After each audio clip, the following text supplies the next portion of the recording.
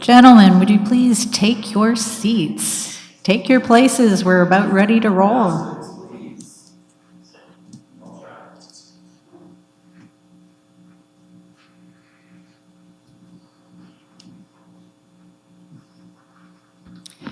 Okay, thank you, everyone. I'm going to call our meeting to order with confirmation that we have quorum, and the time is 6 o'clock, and Councillor Boehm sends his regrets. Now I need to move to an approval of the agenda. We do have 2 addendums to add. Do I have a mover and seconder for the agenda with both addendums, please? Councillor Shaves and Councillor Amos, all in favor? Okay, and that carries. Okay, there are no minutes to confirm tonight. The admin policy meeting minutes will be confirmed at the next regular meeting, as this is a special meeting.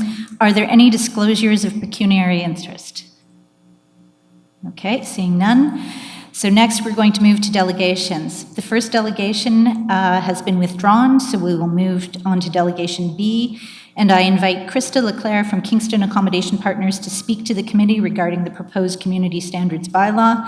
And I'll remind you that you have 5 minutes and that committee may ask 2 questions of the delegate, please.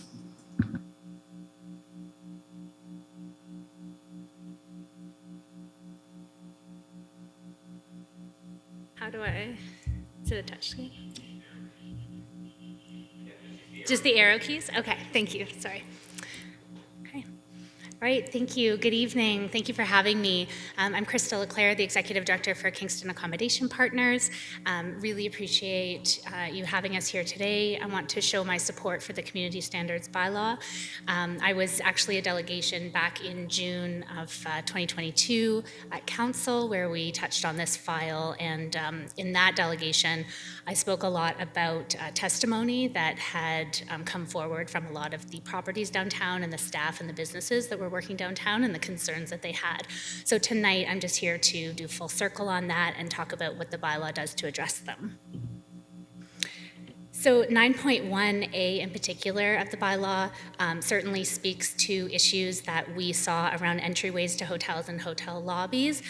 So no person will engage in or permit conduct in a public place that is likely to disturb and interfere with the reasonable enjoyment of another person in a public space. So really today, I'm here to support the areas that are talking about safe public spaces for all people. The same section in talking about parking lots and stairways. A lot of my partners that have downtown properties have constantly had struggles in stairways, parking lots, along with the hallways and the lobbies. So making sure that staff feel safe in their workplace. We're talking about an industry that is, recovering from COVID, and one of the biggest issues that they constantly face is labor challenges, and trying to recruit labor to work downtown has been a huge challenge. Workers are constantly facing things that they are not trained to be dealing with, and so happy to see these provisions in here to kind of prevent that. 9.2 and 9.3, so urinating and defecating in public spaces. This is something that our workers have seen in lots of spaces, again, in hallways and in parking spaces and stairwells. If you park in some of the downtown parking lots, you'll notice that if it's owned by a property, they've probably locked the doors from the outside and you have to actually enter the hotel to go down. That's because they've had issues in the stairwells and the corridors, and staff aren't feeling safe. Again, physical violence. I mean, this is such a tough file. We all know this, but physical violence, sometimes it's not being dealt with. We're looking at a bylaw that now helps to create tools and resources to be able to action on some of these items. Public washroom, so no person will loiter on a highway, but also sidewalk. Also 9.5, no person will loiter in any public space, washrooms and change rooms, as well as sexual activity. So these are things that I think it's clear in the bylaw. It's addressing things that you obviously heard and were listened to. These are things that our staff were reporting on all throughout last year and the year before, that they can't take the garbage out to the waste areas without running into people that are performing some of these acts. And so these are things that staff are dealing with in public spaces where they should feel safe. So the impact on workers was really what I focused on a year and a half ago when I was here.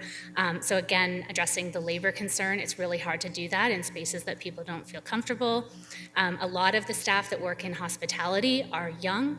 A lot of them English might not be their first language, they might be new to our community, they might be international students, and these folks are struggling. If they have a choice, they're choosing not to work downtown. Some of the next steps, of course, this is one piece to the puzzle. It's a very complex file, as I mentioned. So I would urge you, as the Admin Policies Committee, to support this and send it to Council and be there at Council to support it. Of course, you're not alone in this, so we continue to advocate on this file around vulnerable populations seeking mental health and addiction services and resources for municipalities. I do this with my provincial counterparts all the time. It's one of my number one messages when I go to AMO and Roma, that municipalities need more resources and supports. This is one piece that's being put in front of you today that can help address that file and can help give the folks that are dealing with it on a regular basis the tools that they need to do so. 30 seconds. But I understand that it's not the end of this discussion whatsoever. And I would encourage Council as well to continue to do so as well, to continue to put pressure on the province to make sure that we're getting these resources to the municipalities that we need. So thank you very much for your time. Thank you, Ms. Leclerc. Are there any questions from the committee? Okay, seeing none, thank you very much. We'll move to our next delegation. So next we invite Mary Jo Courier from Downtown Kingston Business Improvement Area to speak to the committee regarding the proposed community standards bylaw. For Mary Jo. Councillor Shaves. Thank you for your presentation. You mentioned welcoming streets. So I want to ask, if this bylaw passes, how will the two work together? They already are working together, bylaw and welcoming streets. Welcoming streets won't be affected by this bylaw, but the bylaw officers that work in tandem with them as partners will be affected. So when welcoming streets is having a situation where they can't get someone to move along in a proactive way, bylaw usually steps in, but right now bylaw doesn't have the tools to go any further than that. Okay, I just want to make sure that first step would probably be welcoming streets. Thank you. Okay, are there any other questions from committee? Okay, seeing none, thank you very much, Mary Jo.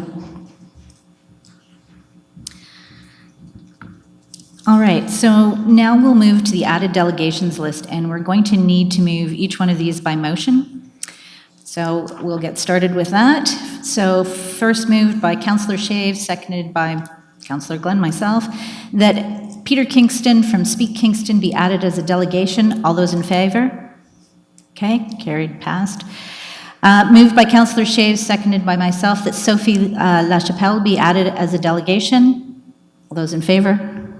Okay, thanks, that's carried. Moved by Councillor Shaves, seconded by myself, that Robert Gibson be added as a delegation. All those in favor? And that's carried. Moved by Councillor Shaves, seconded by myself, that Jeanette Leroux be added as a delegation. All those in favor? And that's carried. Moved by Councillor Shaves, seconded by Councillor Ridge, that Sayeeda Jaffer be added as a delegation. All those in favor? And that's carried.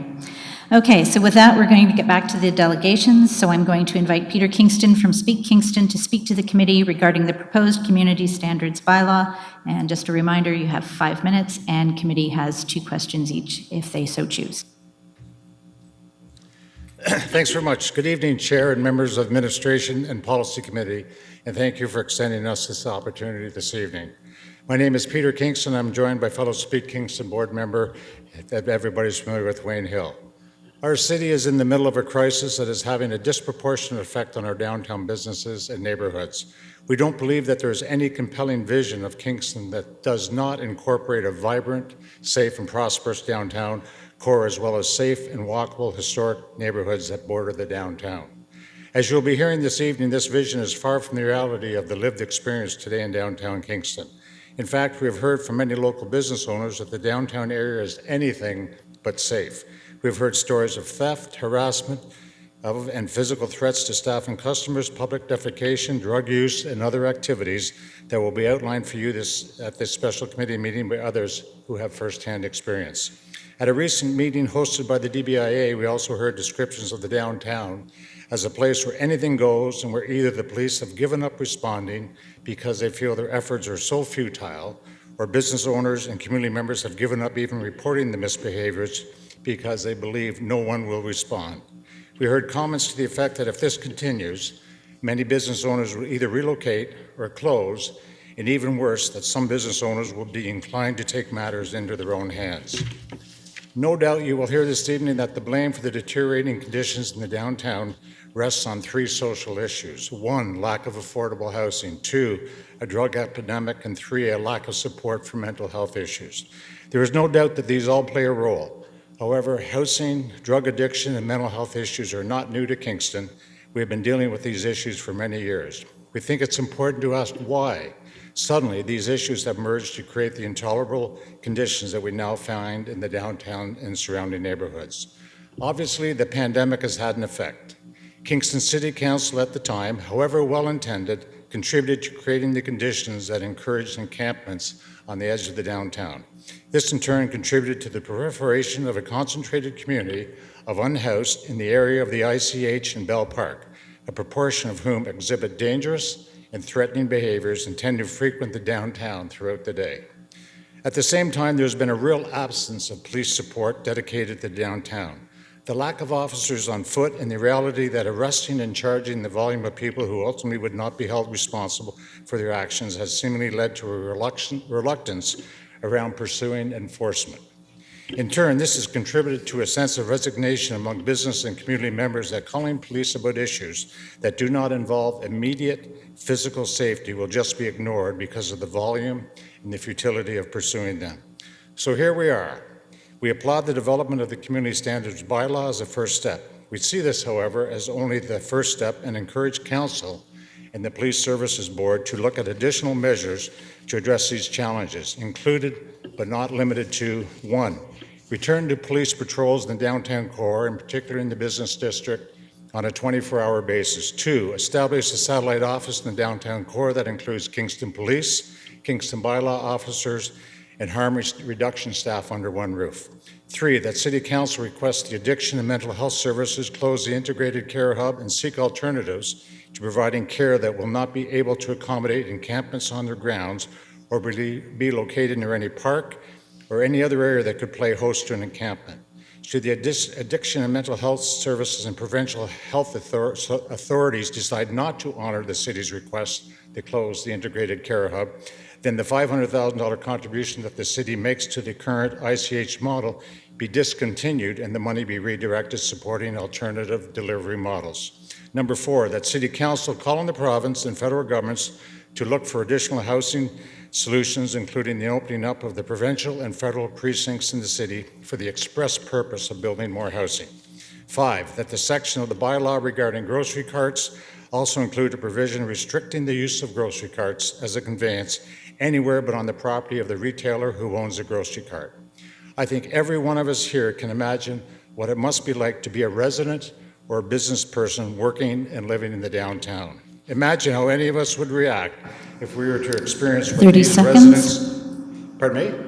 You have 30 seconds left. Okay, and business owners see every day happening on their property, in their vestibules, and their sidewalks. Imagine it was happening instead on your property, on the sidewalk in front of your house, and to your friends and family. If it's happening to any of us, it's happening to all of us. We applaud this committee and council for taking the first step by approving the Community Standards Bylaw that is before you tonight, and we look forward to more actions such as I've described here in the months to come. Speak Kingston stands ready to assist in any way that we can. Thank you for your time and attention.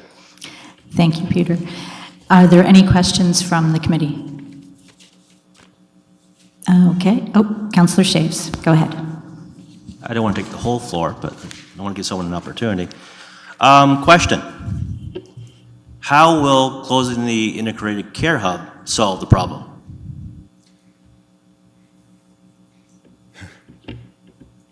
I don't think it's not, well, Wayne, I've got Wayne here, he might be able to answer that question a bit better than me, but right now it's not working.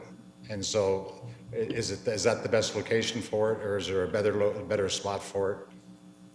But if we're referring to the downtown, the integrated care hub is quite a bit of a distance from the downtown, so I'm not sure how that's related. Sorry, I didn't hear that. I mentioned that if we're referring to the downtown area, the integrated care hub is not that close to the downtown, so how would closing it affect the downtown Well, concerns? again, to me, it's the 10 to 15 minutes, so that to me is a close proximity to downtown. Okay, do you have any other questions, councillors? Well, I just think closing the interior care hub would displace those individuals there and maybe make the downtown area worse because that's where they would tend to go to. Thank you. Okay, thank you. Any other questions from committee? Okay, thank you very much, Peter.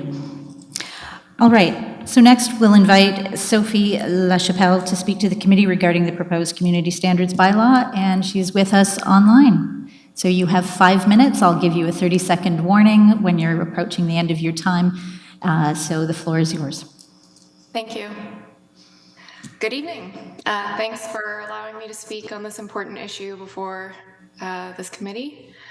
I'm pleased to see that the city has incorporated community feedback into the second draft of this bylaw, but I remain concerned about several clauses in this newest draft before the committee. However, I'm going to use my time tonight to speak in my capacity as a researcher to what the massive body of epidemiological and social scientific evidence on policing poverty has to say about the city's proposed bylaw in its current form. 4 things are abundantly clear from academic literature on houselessness. First, people who experience visible poverty are and have long been discriminated against and unfairly criminalized by provincial and municipal laws for their survival actions. Things that unhoused people can do in their own homes with impunity: sleeping, using the bathroom, trying to stay warm, protecting their belongings, experiencing mental illnesses, living with disabilities, or using substances, to name a few. Number 2, deterrence measures, whether in the form of bylaws, fines, or more extreme measures like criminal charges, have never meaningfully improved public safety or quality of life when the behaviors attempting to be deterred are rooted in structural inequity. In fact, these measures have been shown to make these problems worse, not better, in urban settings. And while they may, to a very limited degree, decrease incidents of problematic behaviors, these bylaws also perpetuate a debilitating cycle of violence towards people experiencing visible poverty, creating more trauma and more potential for criminalization, and they are an unending drain on public resources. Number 3, bylaws like the one before the committee this evening, when passed, entrench a dangerous cultural and political narrative that the rights and safety of some people matter more than the rights and safety of others. If this feedback process has shown this committee anything, it should be that language matters. And while the city has done a great deal to address the community's concerns about the vague or ill-defined terminology in the first draft of this bylaw, a great deal must still be done before it can truly and honestly meet its purpose and intent of promoting, quote, a healthy, safe, and vibrant community for all residents and visitors in the city of Kingston, unquote, as stated in the report before this committee. Who counts as the public? Whose health, safety, accessibility, and enjoyment are we actually privileging in this bylaw? For example, the report submitted to this committee for tonight's meeting states on page 10 that residents and visitors have reported needing, quote, to alter their behavior out of fear and anxiety, including avoiding certain areas or moving out of the downtown, unquote. And while I do not question these very real feelings, I ask how what residents and visitors report here is any different than what this bylaw would force upon people experiencing visible poverty in Kingston to alter their behavior out of fear and anxiety of being punished, criminalized, or discriminated against, including being forced to avoid or move out of public spaces downtown. I ask again, whose health, safety, accessibility, and enjoyment are we actually privileging with this bylaw? This is not a rhetorical question. How can we justify these actions as measures to increase public safety when there is no evidence to suggest that they are economically, socially, or morally defensible? Again, not rhetorical. How can we justify these actions as measures to increase public safety when there is ample evidence, including from the most recent report by the Federal Housing Advocate, that they actually decrease the already poor quality of life of society's most marginalized groups and entrench their poverty? Again, not rhetorical. If the city implements this bylaw, it cannot continue to hide behind the narrative that such policies increase public safety. 4, finally, the only initiatives that have been shown to increase public safety when it comes to structural issues like houselessness are those that decriminalize, that have a trauma-informed approach, that embody principles of harm reduction, that invest in truly affordable and supportive housing, and that include marginalized groups in their development. In other words, the opposite of what this bylaw proposes. When deciding whether or not to support this proposed bylaw this evening, I ask committee members to consider the evidence before them. You have 30 seconds left. Thank you. While there are valid concerns about the safety and well-being of people, both housed and unhoused in Kingston, there is no evidence that this so-called community standards bylaw and the supposed municipal best practices it has incorporated will address these concerns in any way other than an ostensible superficial one. The residents and visitors of Kingston deserve evidence-based solutions and research-validated methods to address their concerns, but this bylaw isn't one of them. Thank you. Thank you. Are there any questions from committee? Okay, Councillor Ridge. Thank you very much, Madam Chair, and through you. So first of all, I want to say thank you for your initial editorial in the Kingstonist, Sophie, and for your reply to mine as well. They were both very good reading, and I appreciated that very much. You touched upon structural inequity, structural issues there. Would you mind expounding upon that just briefly? Thank you very much. Sure. So when I am talking about structural inequity or structural causes, I'm talking about houselessness or other manifestations of poverty. And these problems aren't going to be fixed. Behaviors that come from these structural problems aren't going to be deterred by punitive measures. They will only be improved by equitable, trauma-informed harm reduction programs. Because with things like these, with bylaws like these, you're only ever going to be dealing with the symptom, never with the cause. And so if we're gonna pour resources, a substantial amount of resources, public resources, into an initiative, why not do the research to make sure that it's going to work? Because bylaws like this have existed in Canada for almost as long as Canada has existed, neo-vagrancy bylaws, and they don't work. We have lots of evidence to show that they don't work.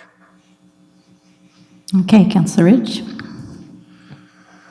Do you believe, based on the research, the very extensive research that you've done, that it is within the ability of a municipality, given their limited resources, to address these structural changes in the way that you would wish?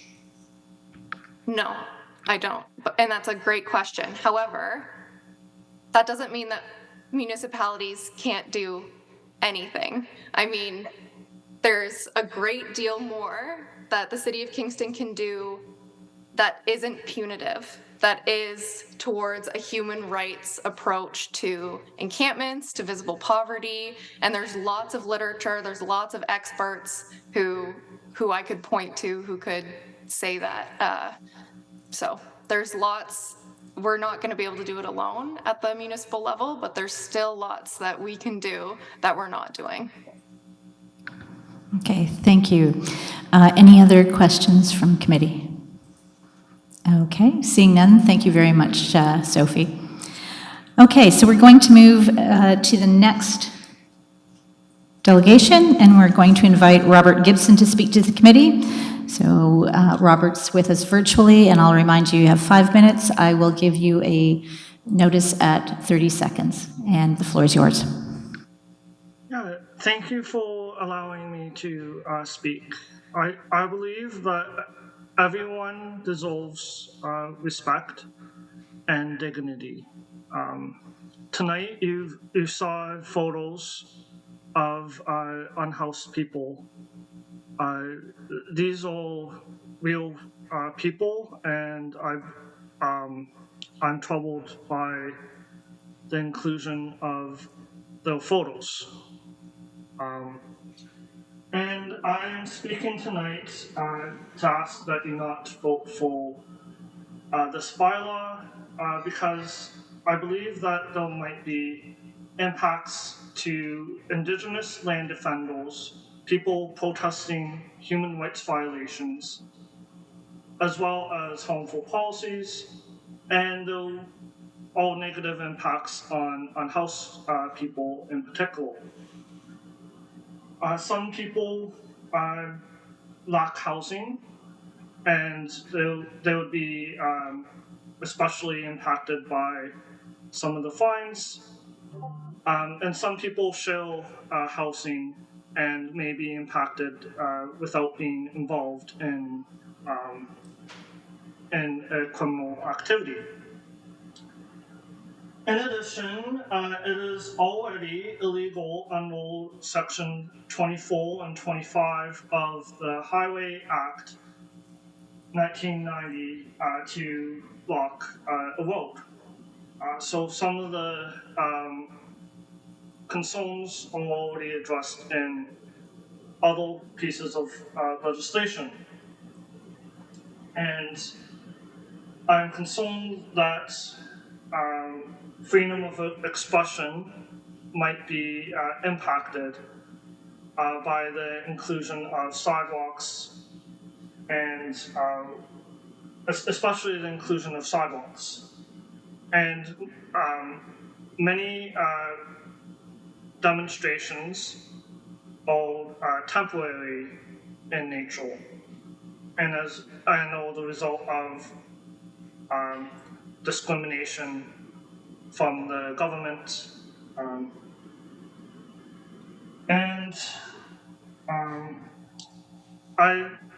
I know that there was a lack of washroom and washrooms, and some of the washrooms are seasonal or private.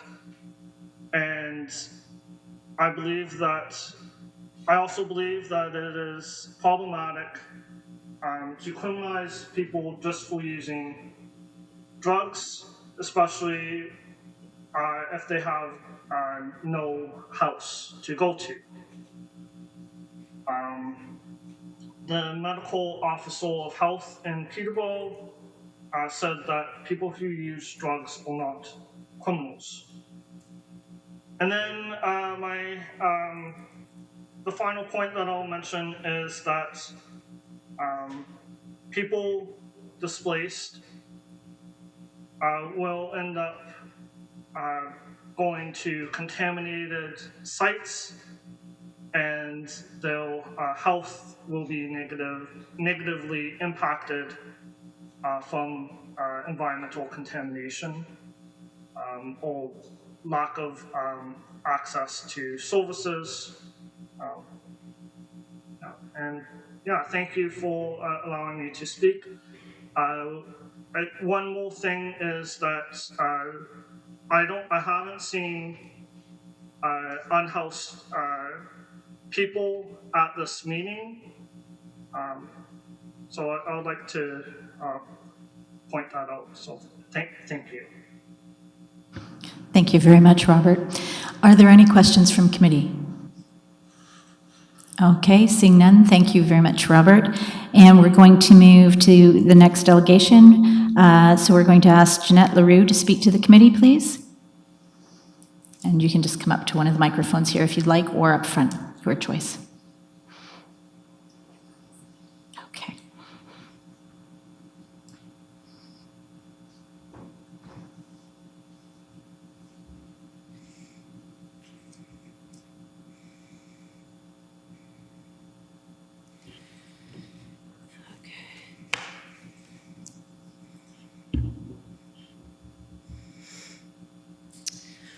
All right, good evening. Thanks to the councillors that approved my delegation addition. My name is Jeanette LaRue, and I'm an adjunct faculty member at Queen's in the School of Kinesiology and Health Studies. Broadly, my work deals with de-individualizing health experiences and issues. So I welcome the opportunity to add to the discussion tonight, and specifically, my comments are to do with Section 9.2 on urination and defecation in public.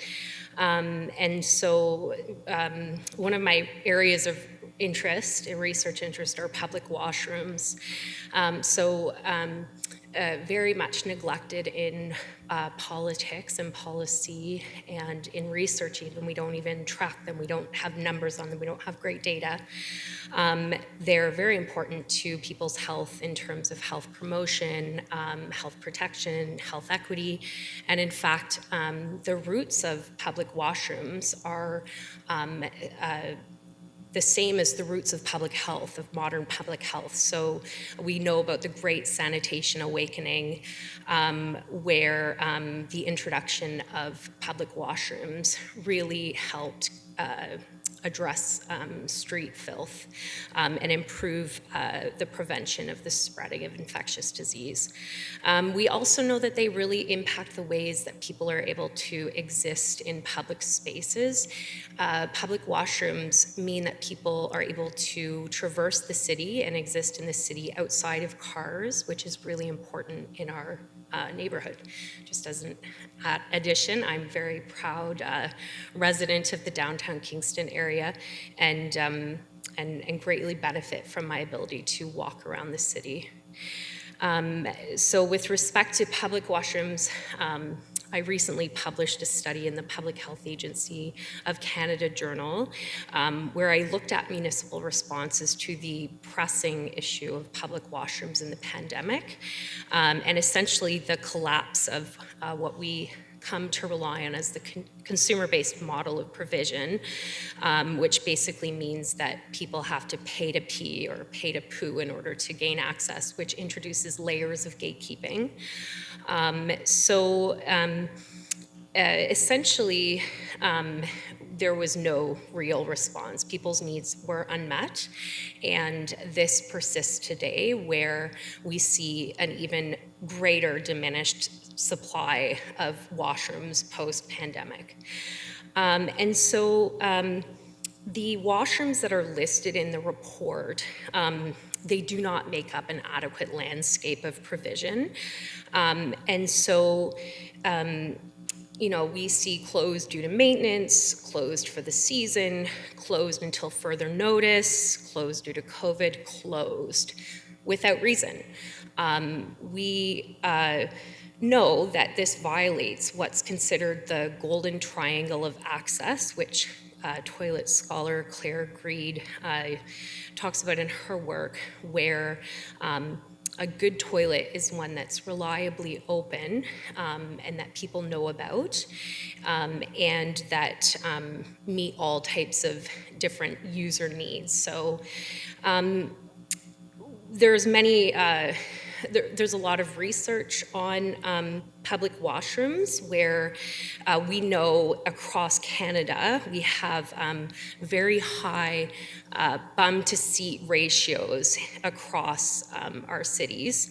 And so there's some variability in there, but a lot of demand, a lot of people per unit ratio. When we look at that, we're not talking about any other qualities of public washrooms, such as the distribution. The context of a washroom is that it's there when you need it, that you know where it is.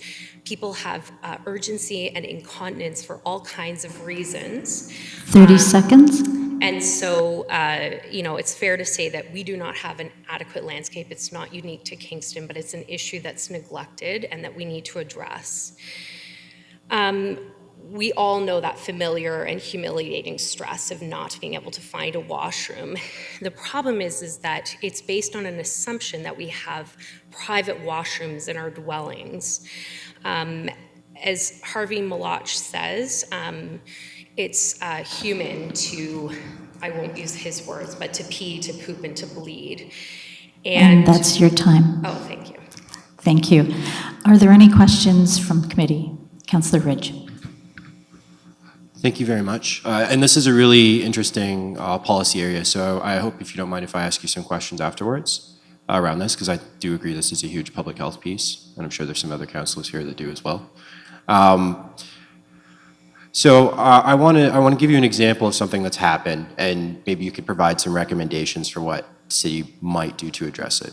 At McBurney Park, there was a public washroom. It was severely vandalized as a result of people who are using hard drugs. And because the vandalism and destruction in the washroom was so severe, it was closed for the remainder of the season. It's still closed. Do you have any recommendations about how city staff or councillors can consider, you know, there's the difficulty there of making sure that these public washroom spaces are available while also addressing the fact that there's this vandalism that has occurred and has removed the public washroom for the entirety of the community. So I'm just wondering, how do you have any recommendations for that? So I have a couple of comments in response. So I have many recommendations, as I think a lot of researchers do. And I'm please, just a few for the purpose of time. Thank you. I'm happy to share designs from other cities. I think the most important thing is to remember that when we talk about washrooms, we're talking about something that's inherently we find disgusting. And the way that we think about disgust and the way that we experience disgust is very much based on our own social positionality. So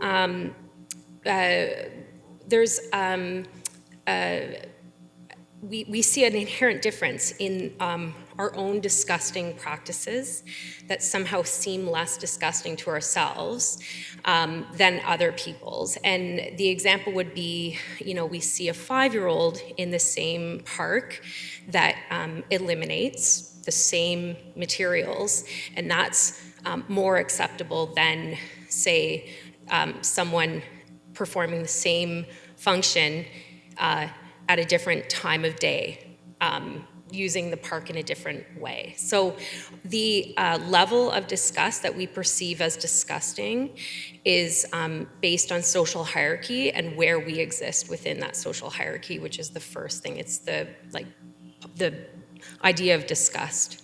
So when we talk about public washrooms, they tend to be shaped by conversations about concerns of other people's behaviors and nefarious behaviors within public washrooms. There are many design remedies for issues of vandalism, and they exist in other places is the point. So there are other models as well. So for example, Winnipeg is probably the most advanced city with respect to public washrooms, and their initiatives are coming from sort of collaboratives between architects and urban planners and public health people, et cetera. So I won't go on and on, but I apologize because I didn't prepare like a presentation with like citations, which might have helped your question a little bit more. Thank you, and that's okay. We're happy to have those discussions at another point. I think Councillor Ridge and I are both interested in that. Councillor Ridge, did you have another question? Because you're allowed to. Okay. Are there any other questions from committee? Okay, Councillor Shaves. Thank you. Thank you for your presentation. You do bring up some serious issues. Now, I can't remember if I read this within the report or questions I asked afterwards of staff, but it came to my attention that the reason that public washrooms are closed, and if they're unattended or supervised, is due because staff had found 4 individuals who had overdosed within a month. So how do you make that balance? Sorry, I didn't fully hear your first part of your comment, sorry. Go ahead, reiterate what you were saying. So information which I either read within the report or information questions I asked in regards to washrooms being closed, the public washrooms being closed, there were 4 individuals who were found overdosed the next morning because of that staff. So, and that's what was within one month. So how do we make that balance between sort of saving lives and people not overdosing in areas which are very secluded and providing public washrooms? I would also point to the Winnipeg example, where they recommend washroom attendance, and they recommend design that is promotes visibility and other trauma-informed design features as well. Okay, thank you. Okay. Councillor Amos. Thank you for your presentation.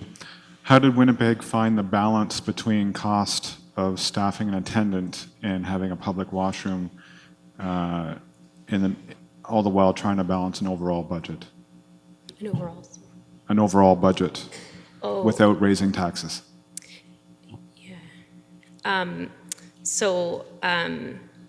I think it's a fair question.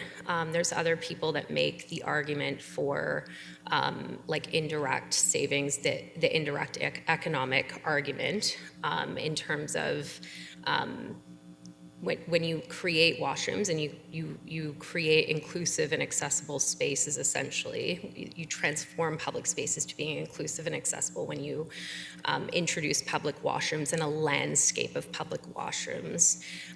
There's certainly an economic argument, and I'm trying to remember a Canadian example that I could give for that, but I think it's Saskatchewan, but I can't remember, but there is a Canadian example of an economic argument.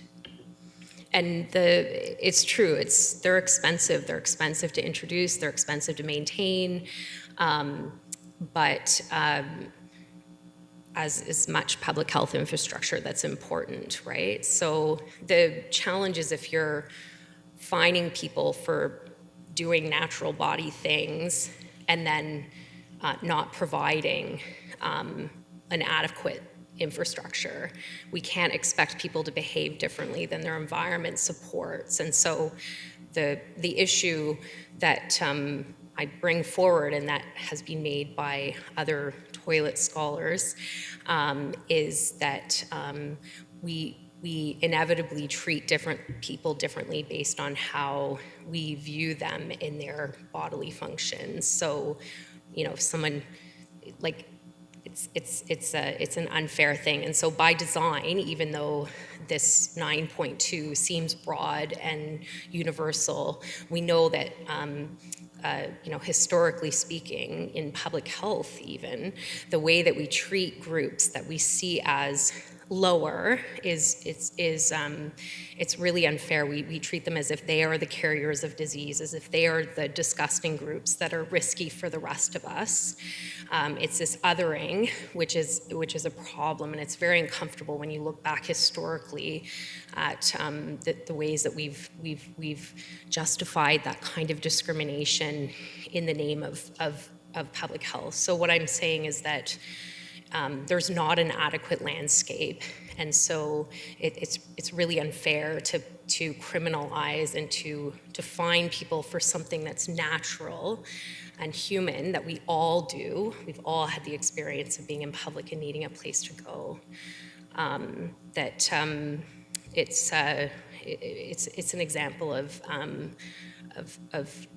criminalizing normal, natural human needs in the absence of infrastructure and housing. Okay, thank you. Yes, go to your second question, Councillor Amos. Thank you, Madam Chair, through you. Can you give me a costing of what it would be to retrofit a bathroom so that it is more user-friendly and easier to supervise? Okay, I'm going to interject. I'm going to interject quickly because I think, as was mentioned, you didn't come with a full slide deck prepared. So if you don't have an easy answer for the question, I'm happy to have you provide that offline if that's okay with Councillor Amos. But you can go ahead and address it briefly. Okay? They're expensive. They're expensive to retrofit. They're expensive to build. They're expensive to make all seasons. They're expensive. I think. I've seen numbers of up to like $500,000 for the self-cleaning, like standalone units that Montreal got.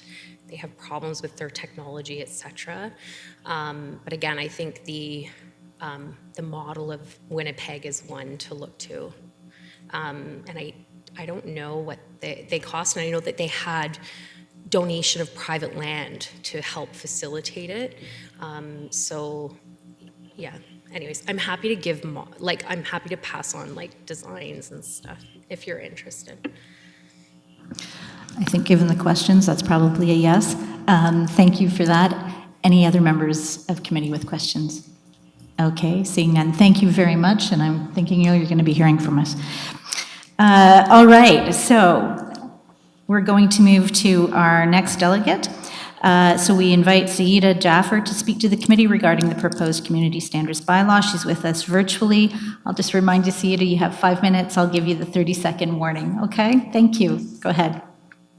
Thanks, Councillor Ben.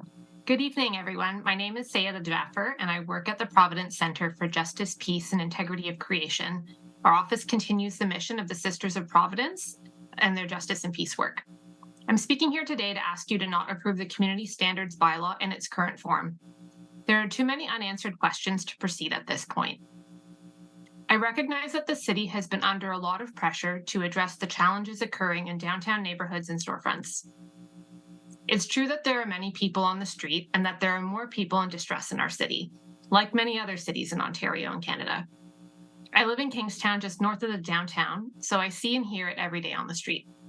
I've been yelled at, like Councillor Ridge described in his Kingstonist piece, but most often I'm just in proximity to someone who happens to be yelling or in distress. And while it's uncomfortable to see somebody struggle, I understand that 99% of the time, their expressions of anger and distress are not about me. I also understand that ticketing them will function like a poor tax and isn't going to help them feel more connected in a community where they probably already feel like they're not welcome. While there have been positive steps to tighten up the bylaw, in some ways the revisions miss the conversation we need to be having. So I'm asking you to send this report back to staff to gather information and report back on 4 key areas. First, we need evidence that this kind of bylaw has worked somewhere.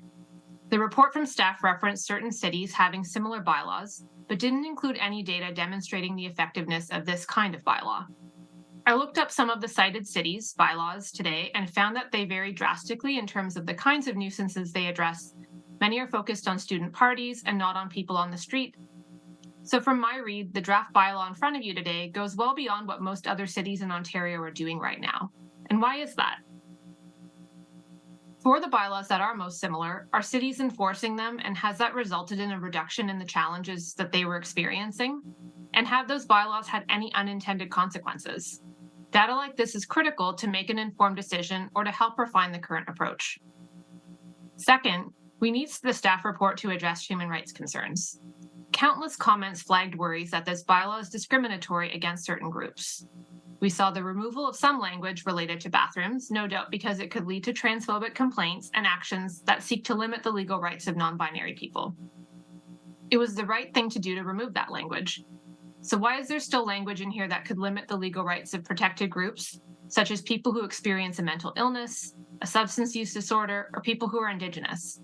A large proportion of people who are unhoused intersect with one or more of these lived experiences, and they are protected by the Ontario Human Rights Code. They may be less likely to seek legal action due to their lack of power, but they have rights nonetheless. And the city report fails to comment on if and how their human rights have been considered and addressed in this current bylaw draft. Third, we need a health equity impact assessment like Dr. Oglaza from Public Health recommended. Has this been undertaken? And if not, can you request this step before bylaw goes to council? Dr. Oglaza also made several other recommendations, some of which weren't listened to. So why wasn't the medical officer of health listened to? I understand the city may not be obligated to listen to all recommendations from public health, but if they're not being followed, this should be explicitly addressed in the report so the public knows why.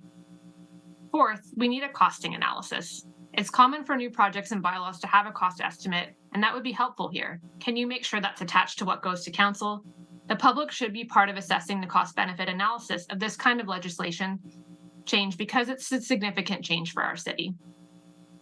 Having these 4 areas addressed will provide you with more of the information you need to make an informed decision and for the whole of council. Now, I would be remiss if I didn't share my overall objection to Section 9 of this bylaw. I believe in the importance of fostering communities not only where everyone can get their basic needs met, but also where people who are struggling, who are difficult to connect with, or people in distress can feel they're welcome and part of communities too. I want everyone to feel a sense of belonging, especially those at the margins. So what kind of message do you think it sends to someone if they're being asked to move from a place for loitering? How might that person feel if they already feel like they don't belong or are valued? And where do you think people are going to go if they're forced to leave downtown or other neighborhoods? I hope you have the curiosity to ask for more information, the compassion to deeply hear how much this bylaw will 30 seconds. negatively impact the most marginalized, and the courage to say no to punitive bylaws that won't work and take actions that will address the root cause of problems. Thanks for listening. Thank you, Sahida. Are there any questions from committee? Okay. Councillor Amos, go ahead. Thank you, Madam Chair, and through you. In your research, were you able to visit various shop owners downtown to get their assessment? I do shop downtown frequently, and I have talked to some businesses recently, and some of the businesses I know, I think are on the more compassionate side of what's happening downtown, and some of them don't support this bylaw or the direction that the DBIA is taking. And others are kind of on the fence that they acknowledge that they are worried that they wish that there were places for people to go because they are concerned about them and they are concerned about their businesses. I will say, though, that I think that we need to protect public space for everyone. And I'm compassionate towards the concerns that have been raised. I want employees to feel safe. I want people to be able to feel safe. But I also think that when someone's in a moment of distress or challenge, like say someone's, some of the examples that came up with Kingston Accommodation Partners, when there is a critical moment happening in that, are people going to be able to call bylaw and are they going to be able to come immediately to respond? The answer is probably no in most of those situations. And so again, I come back to the question, how is this going to actually change anything? And I think that that's been largely unaddressed in this report and, from looking at the logic of what will happen. So I guess that's my primary question too. How will this solve anything? I'm compassionate to the concerns. I just don't see how this is a solution. Okay. Any other questions from committee? All right. Seeing none, thank you very much, Sahida. That completes the delegation portion of the meeting. So we're moving on now. There are no briefings, so we're moving to the business at hand. So I welcome staff to introduce the proposed community standards bylaw. Thank you, Madam Chair, and through you. We are here this evening to present the proposed community standards bylaw. This bylaw originated from a June 2022 council resolution that was intended to address increased reports of abusive and threatening behavior in the city and the need to give local bylaw officers tools to address those behaviors. Over the last year, the bylaw has evolved into a comprehensive community standards bylaw that regulates a variety of topics. While the bylaw introduces new public nuisance regulations based on local concerns, it also consolidates and modernizes certain existing bylaws, such as the city's anti-idling bylaw, which was enacted in 2008. Community standards bylaws, or public nuisance bylaws as they are commonly known, are prevalent throughout Ontario and Canada. In fact, nearly every municipality has some form of bylaw or series of bylaws that regulate nuisance behaviors. While municipalities are specifically authorized to regulate public nuisances under the Municipal Act, a common concern in many municipalities is that these types of bylaws seem overly subjective. What is offensive to one person might not be offensive to everyone.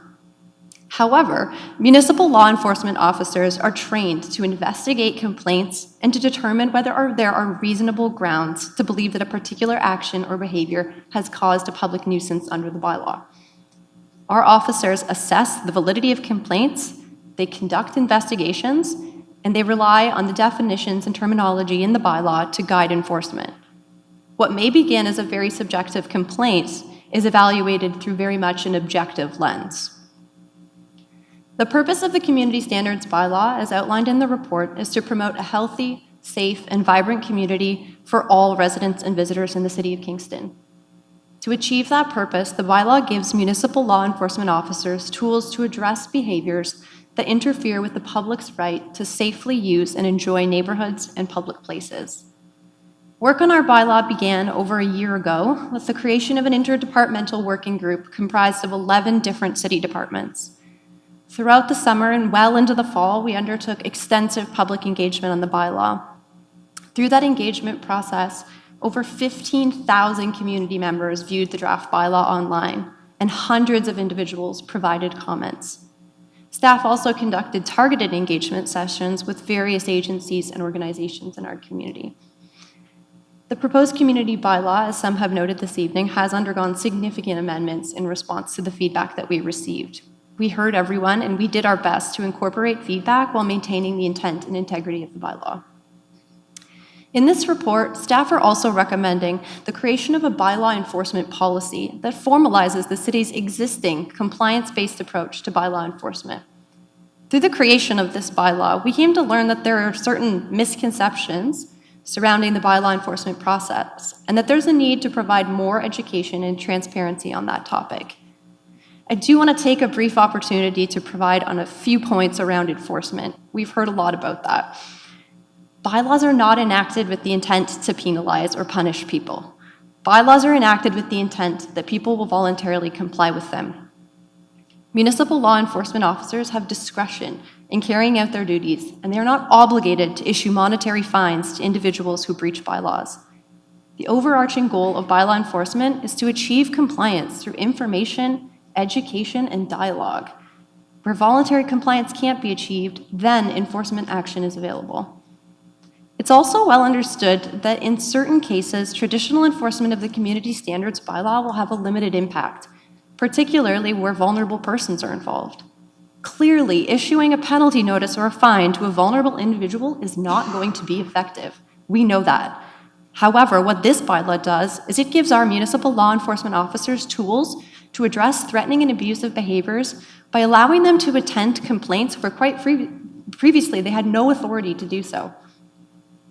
In many cases, this bylaw is simply going to provide an additional point of familiarity and contact with individuals who require support. Our officers will have an increased presence in certain areas and will have the appropriate training and contact information to manage situations that will arise. In the absence of this bylaw, these concerning behaviors are left unaddressed, putting residents and visitors at risk. I want to be clear that municipal law enforcement officers do not have arrest powers and will not physically remove any individual from a public place. But this bylaw will give officers jurisdiction to respond to complaints in an effort to help reduce incidents and increase overall safety in public spaces. Lastly, I want to make specific mention of one particular provision of the bylaw. Section 9.1b, which prohibits individuals from disturbing and interfering with the reasonable enjoyment of another person by communicating with that person in a manner that could cause offense, intimidation, or humiliation. We don't touch on this extensively in the report, as it will be summarized in an upcoming report from the EDI office. But given the recent concerns expressed by the public over this provision, I want to provide some additional context, with the caveat that this street harassment provision, as we're calling it, was a specific component of the EDI office work plan and will be commented more extensively by that office soon. Section 9.1b was included in response to the municipal recommendations coming out of the National Council of Canadian Muslim National Summit on Islamophobia. One of those recommendations was that municipalities pass street harassment bylaws with ticketing authority. While Kingston is certainly at the forefront of a provision like this if the Community Standards Bylaw is passed, we're not the only ones to include it. Calgary has a specific public conduct bylaw that addresses street harassment. You may also have seen that in September, the Waterloo region passed an anti-hate street harassment bylaw to address these same issues. There will be more information forthcoming on the street harassment provision from the EDI office soon. Thank you, Madam Chair, for the opportunity to provide these points of clarification and opening remarks, and we'd be pleased to respond to any questions you may have on the bylaw or report. Thank you, Ms. Marley. That was well said, I think. All right, so with that, I'm going to move to questions from the committee. And just for anybody who's unfamiliar, we move to questions from the committee, then we'll go to questions and comments from the public. If you were a delegate, though, you cannot come up again, so I'm just going to confirm that before we begin the questions. Okay, so any questions from committee? Councillor McLaren. Thank you. So a lot of questions or a lot of points were made, and I'd like to just fact check a bunch of them. So starting from some of the things that were said, poverty has been... Yeah, can we turn up this mic, please? Can we turn up the mic? Okay, thank you. So I want to check some of the things that were claimed on a number of things. Starting off with poverty has been criminalized. Are we criminalizing poverty through this? In other words, are we looking for poor people and looking to charge them for being poor as opposed to for nuisance behavior? Thank you, and through you, Madam Chair, thank you for the opportunity to clarify that, because we did hear a lot of comments tonight around criminalization, and to be clear, bylaw enforcement staff do not have any authority to enforce the Criminal Code of Canada. The Municipal Act has clearly identified that there is a gap in that municipalities have the ability to regulate nuisance-type behavior that does not rise to the level of criminality. So we're certainly not seeking to criminalize any particular behaviors, and as I've indicated, we're very keenly aware that penalizing vulnerable individuals through monetary fines would be wholly ineffective and not something that we're intending to promote. As I mentioned, we have wonderful street outreach partners and other agencies that can work with us to simply attend at the scene of some of these complaints to try to reduce the number of incidents. Thank you. Another concern that was raised was that deterrent measures don't work. Just to be clear on what don't work means, I'm not assuming that we want 100% compliance. I mean, the law doesn't deter some criminals. We still have criminality. Medicine doesn't cure all diseases. Sometimes it just alleviates things.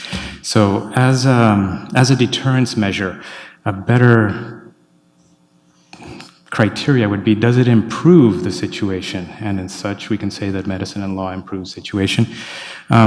Do these measures, is there any evidence that these measures can improve the situation of safety for people, for vibrancy in the community, and all the other qualities that we are trying to reach? Thank you, and through you, Madam Chair. I want to be clear that I'm certainly by no means a health expert and don't want to provide any opinion on that, but what the intent of the bylaw certainly is that our bylaw officers are going to have an opportunity to create more points of connection with members of the vulnerable community. And the hope is that in doing that, we will establish relationships, rapport, and trust, and be able to provide that additional source of contact for services and supports that these individuals may need. Certainly, we've been piloting this already over the last 10 days. There has been an increased response in bylaw personnel downtown, and they've already begun establishing some of those relationships. Thank you. So what I'm hearing is that you believe that this will improve the situation in the lives of many people in Kingston.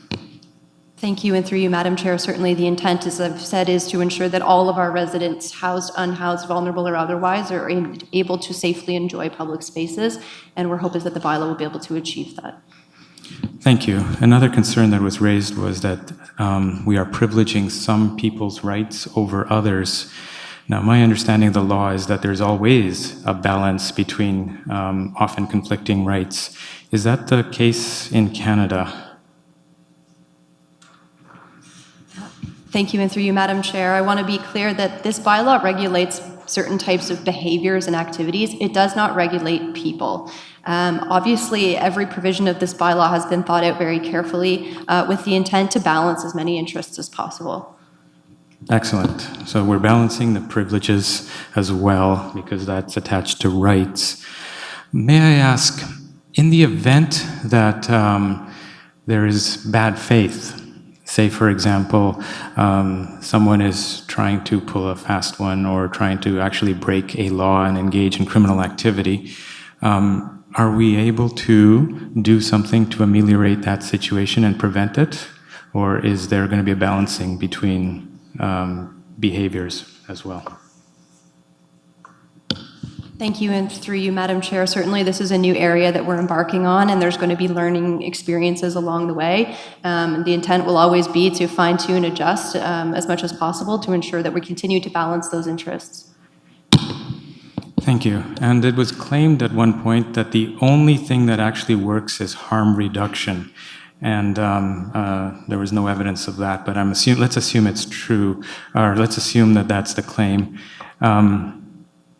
Is there a harm reduction element to this bylaw in the sense that you are de-escalating situations, you are separating, say, combatants in things, and you're preventing the conflagration of people with different intents?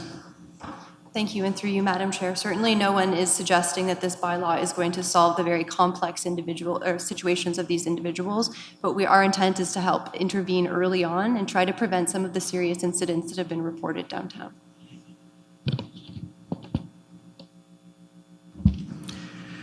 Another one that was brought up was that there was a question as to whether there is any evidence that bylaws have worked in other jurisdictions. In your research with other cities, was there any notice of reduction in the target of those bylaws that we could point to as ameliorating or making the situation better as opposed to eliminating the problem? Thank you, and through you, Madam Chair. We don't have any firm statistics from municipalities. Those would be very difficult to obtain, but anecdotally, we've spoken with various members of police forces, for example, who have reported that in their personal experience, the implementation of this type of bylaw has alleviated pressure on the police, and it has helped to better some of the situations that were occurring in downtown cores. Thank you. It was also suggested that we should listen to the medical officer of health and public health on these issues. Did we take anything that he said seriously? Thank you, and through you, Madam Chair, we certainly would take everything that our medical officer of health says quite seriously. In fact, it did result in one significant amendment to the bylaw around the topic of the use and display of drug paraphernalia. In the initial draft, we had an outright prohibition on the use or display of drug paraphernalia in any public place. And understanding some concerns expressed by various agencies, including public health, around individuals using alone and the risk of overdose, we curtailed that provision significantly, and the prohibition now only applies to any public space within 15 meters of a park or any school grounds. And the intent there was to balance interests and understanding that we are receiving significant reports of individuals encountering drug paraphernalia in children's play areas. Thank you. Another question or concern that was raised is that we haven't done a costing analysis. Do we have anything to say about that? Thank you, and through you, Madam Chair, I can get started, and if Director Smith has anything to offer, I would welcome him to do so. At this time, we're not recommending any additional bylaw officers. Certainly, that is something that we'd bring back to council if we chose to do so. We're taking sort of a utilitarian approach and using officers who are already in the down core doing other duties and having them assist with these matters. We're also going to be incurring some financial resources for purposes of offering training to our bylaw officers. So they've recently received de-escalation training, but we're also interested in providing them with some training around the street harassment provisions, as well as nonviolent crisis intervention training. So there will be some cost consequences there, but certainly nothing significant at this time. Thank you. And another concern that was raised was that at a moment of distress, would we be able to render assistance? Thank you, and through you, Madam Chair. Certainly, as I've indicated, our bylaw officers will have training and will be receiving additional training.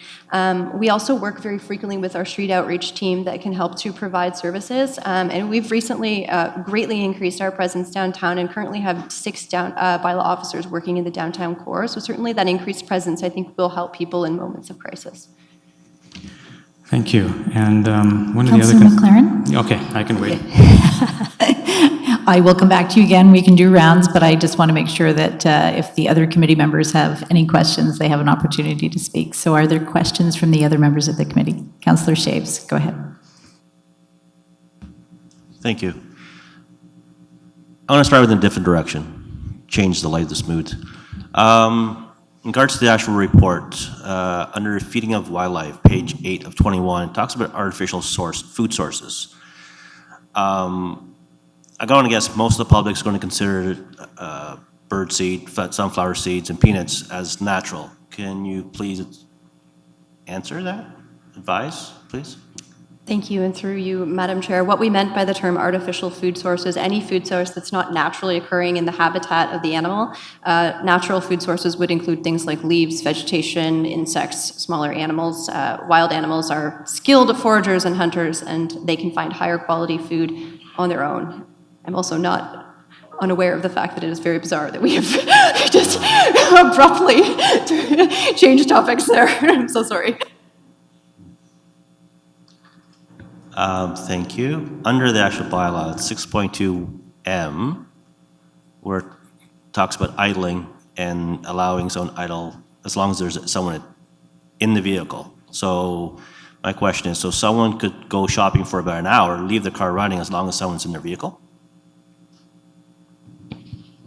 Thank you, and through you, Madam Chair, just to be clear, that only applies in the context of the temperature-related exemption, so if the temperature is below 5 degrees or above 27 degrees. And one of the reasons why we included a temperature exemption that was not previously in the bylaw was some concerns that we received around accessibility and individuals with mobility concerns, and ensuring that they remain comfortable in their vehicle if they choose to stay inside while someone else were to go in shopping. And we certainly wouldn't want to create any situations of medical distress that were related to the temperature. Fine. Do you have any more questions right now, Councillor Shaves? Oh, I have a few. Under 9.9, in regards to the transportation of materials, in regards to vehicles, people are supposed to be responsible for those. I did notice that it included trailers, because most people will transport some of their garbage in trailers, and I want to make sure there was no clear loophole for anyone to say, well, it's not my vehicle, it was in my trailer. Can you address that, please?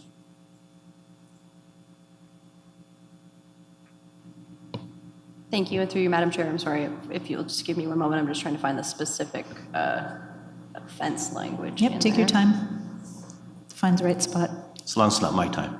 Mm-hmm. Okay, 9. We'll do rounds, Councillor Shaves, so it's okay. We'll come back to you if we need to. Well, the clock is supposed to stop. Okay, thank you for that indulgence.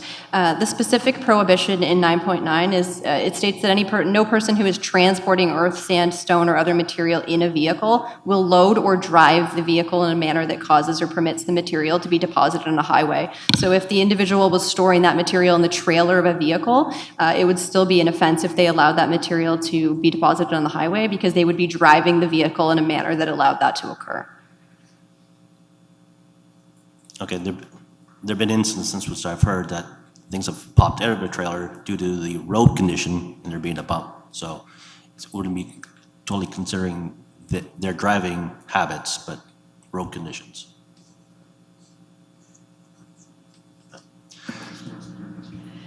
Maybe they are. Okay, under 12.4, talking about bylaw officers attending private property. Would this include buildings and backyards? And would this include if the homeowner is not home? Thank you, and through your worship, the inspection provisions of the proposed community standards bylaw were drawn directly from the Municipal Act. And what the Municipal Act says is that provincial offences officers do have the right to inspect land. This would not include entering someone's dwelling, certainly without their consent or a warrant. Also, under the Municipal Act, we are required to provide prior notice unless the individual refuses entry. And certainly our practice is generally to reach out to the individuals in advance to arrange an inspection. Thank you. What training would bylaw officers would be provided, especially in some of the more contentious comments that were stated today? Thank you, and through you, Madam Chair. As previously indicated, we are looking at a number of training options right now and looking at what our other municipalities have undertaken, in particular Waterloo. Some of the things that the city solicitor mentioned were nonviolent crisis intervention training. Mental health first aid is something that we are actively exploring right now. And obviously, we will do a lot of internal training, a lot of case studies, a lot of just working through some of these stickier situations in preparation for this bylaw coming into play. Thank you. There are concerns stated regarding our marginalized community being targeted and victimized by this bylaw, especially with the penalization of a fine when maybe they can't afford it. What would be the bylaw office's first steps of action in these situations? Go ahead. Thank you, through you, Madam Chair. We rely a lot on the discretion of our bylaw enforcement officers, so we are going to have to do a lot of training. Part of it to assist them in this is going to be the development of this enforcement policy, enforcement standards that the city solicitor spoke about previously.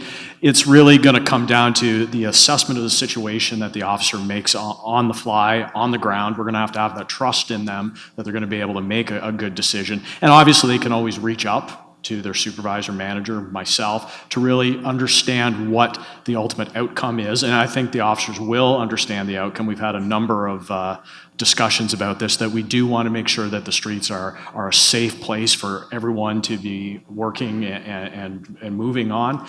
And I think we will be successful in that, but we are going to have that certain reliance on the discretion of the officer on the ground.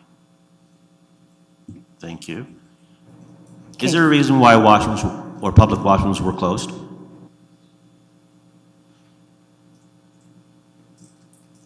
Okay, CEO Hurdle, and I'm just going to make sure that we're careful to address questions to this bylaw as we continue with our rounds, okay? Thank you, and through Madam Chair. So, Councillor Shaves, I'm assuming that you're referring to closure where there could be damage to washrooms where we do have to close them in order to repair them, or after hours where we do close washrooms, for example, in parks overnight. I'm assuming that's what your question is related to? And also some of the comments were made by some of the delegates in regards to those who are marginalized not having access to public washrooms during the nighttime. So in terms of, thank you, and through Madam Chair, so in terms of overnight access to washrooms, the report does state that there are some washrooms that are available and open 24/7. And that would be primarily through the ICH Adelaide shelter. Right now, we do have KGH, of course, that has a location that's open 24/7. In terms of public washrooms, I think one of the key point that's raised and has been raised with staff is the safety. So it's not as easy as just opening up washrooms and making them available if we are concerned about the life of people that might actually use them. There were comments tonight that were made about monitoring and so on. So I do think that there are possibilities and options for us to work with our partners, social services partners, shelters, to increase access to washrooms, even for people that are not currently utilizing those services. So we have additional shelters in the city that could choose to provide access to washrooms for people that are most vulnerable overnight. I'm thinking of St. Mary's, for example. I'm thinking of 218 Concession. All of those are dedicated to help the most vulnerable. So I would tend to see that they would be quite willing to partner with us on something like that. Thank you. You read my mind. That was my next question. Okay, so Councillor Shaves. Councillor Amos has been waiting patiently, so I'm going to let him ask a few questions, and as I said, we can go to a second round. And I see that smile. Go ahead. Thank you, Madam Chair, through you. Will our bylaw officers act more as referral agents to our social service sector in their engagements? Go ahead. Thank you, and through you, Madam Chair. I believe that is a lot of what our bylaw officers will be able to do. If we're not able to It'll be the assessment of the officer on the ground, quite obviously, but the general way that we do this, we try to educate, we try to gain compliance through a warning or whatever, and then if we absolutely have to, we would take some sort of enforcement mechanism. So that part of that education would be to provide information about social services that are available, make all the referrals that we possibly can, work with our partners through the BIA, the Welcoming Hands, I believe is the organization, that type of thing. For instance, my officers doing it right now on the street have availability to, with the addresses for all the warming centers. And they're providing that to anyone that they happen to run across on the street, just to provide that info. Here's another option for you where you can pitch up, potentially warm up a little bit off the street in a more safe environment. So definitely that would be part of what we do.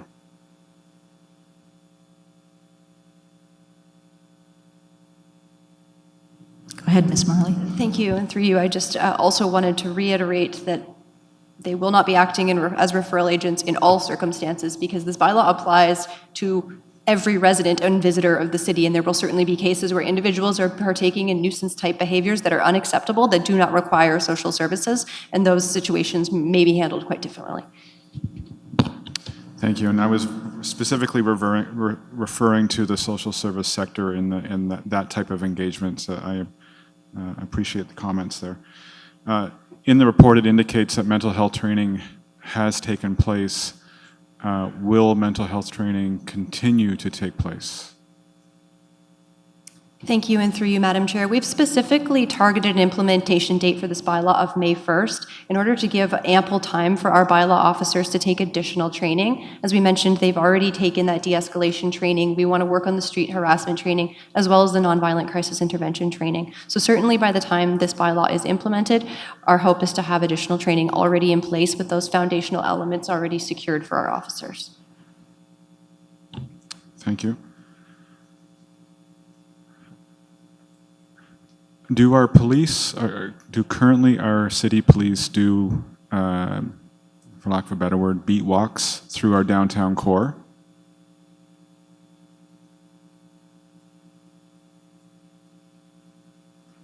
Through you, Madam Chair, there is a unit within the Kingston Police, the core unit, that does have, as part of their remit, to have a presence in the downtown core. I can't speak specifically about numbers or the staffing on that, but I do know that that is part of their duties.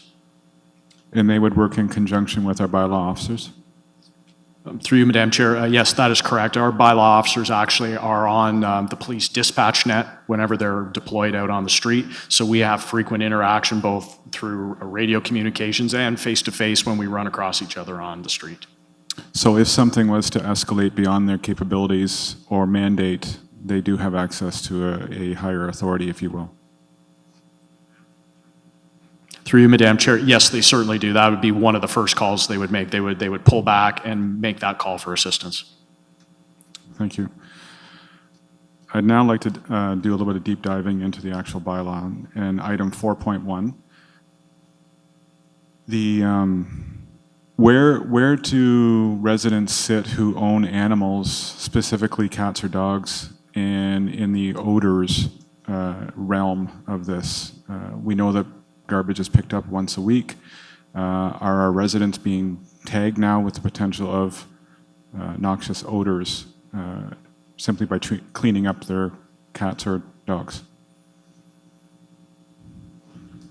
Thank you, and through you, Madam Chair. So there is a threshold element for the odors in the bylaw. There is a specific definition of offensive odors, and it includes an odor that actually emanates from a premises onto another premises and unreasonably disturbs the comfort of neighbors or residents. So quite a high threshold there in that it has to actually emanate to another property and bother them. The city does issue compost bins that can be locked and secured during the week, but certainly there is an element of reasonableness to be had here. If an individual is doing everything possible to secure that odor, following the city's protocols with respect to locking organic bins and things of that nature, one would not expect them to be penalized.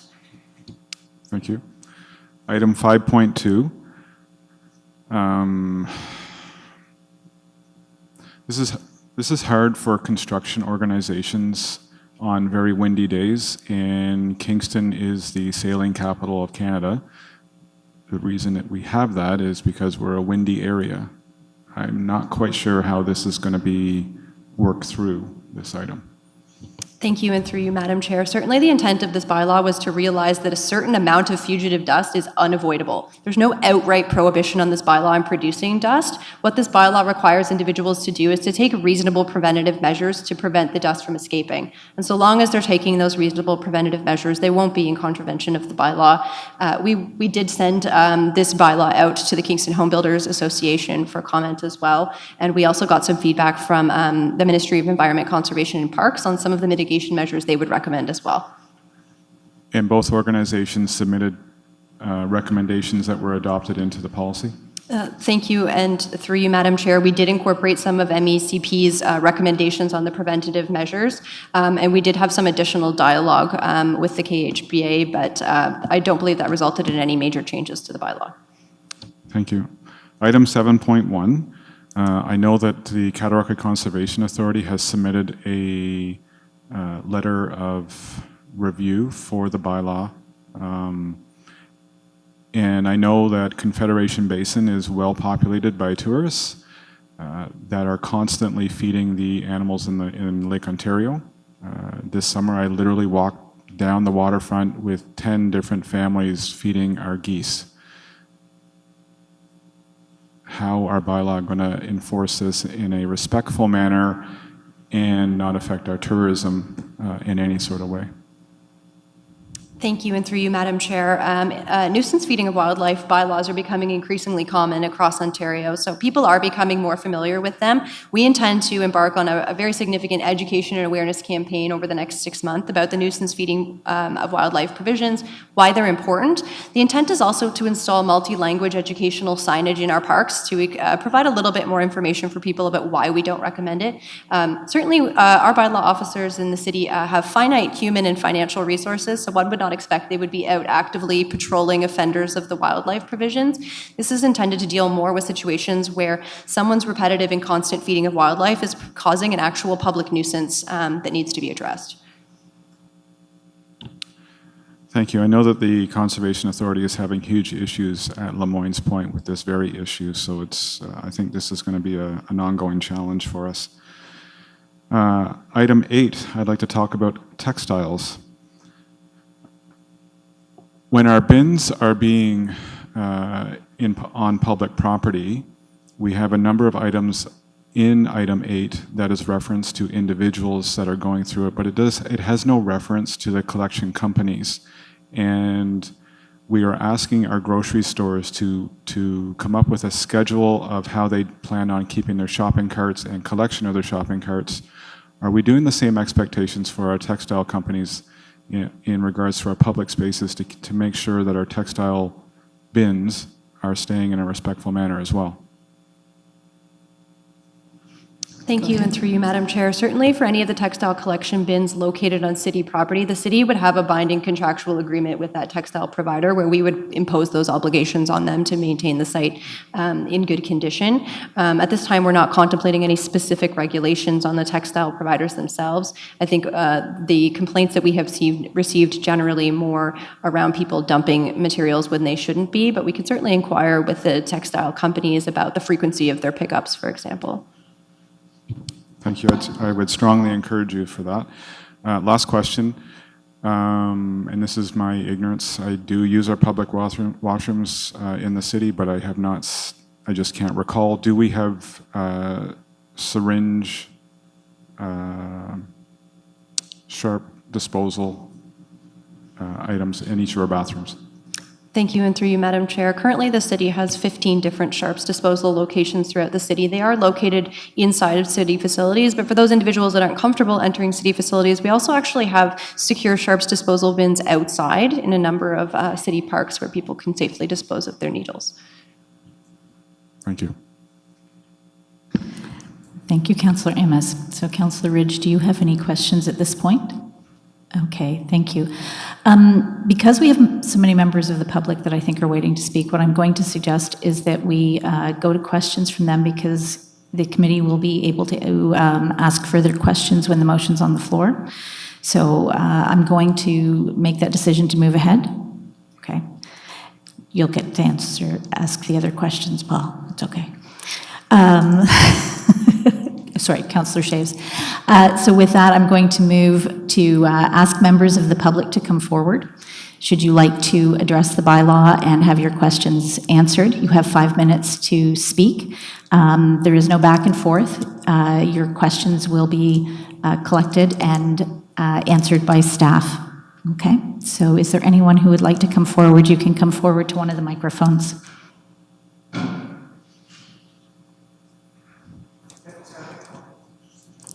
Yes, you can make general comments. So please come forward and state your name. Okay. Madam Clerk, is there anything I've forgotten that you need for the record? No, there's nothing more other than we do have some members online once we're done with those in the chamber. Okay, thank you. So please state your name and go ahead. You have 5 minutes. Hello, my name is Alexander Splinter. I work in the downtown core on King and Princess Street. I work primarily in the residential department of my company. We would deal with multiple properties in the downtown and house multiple residents. We house about over, I don't know the exact number, a little bit over 70 in the downtown core alone.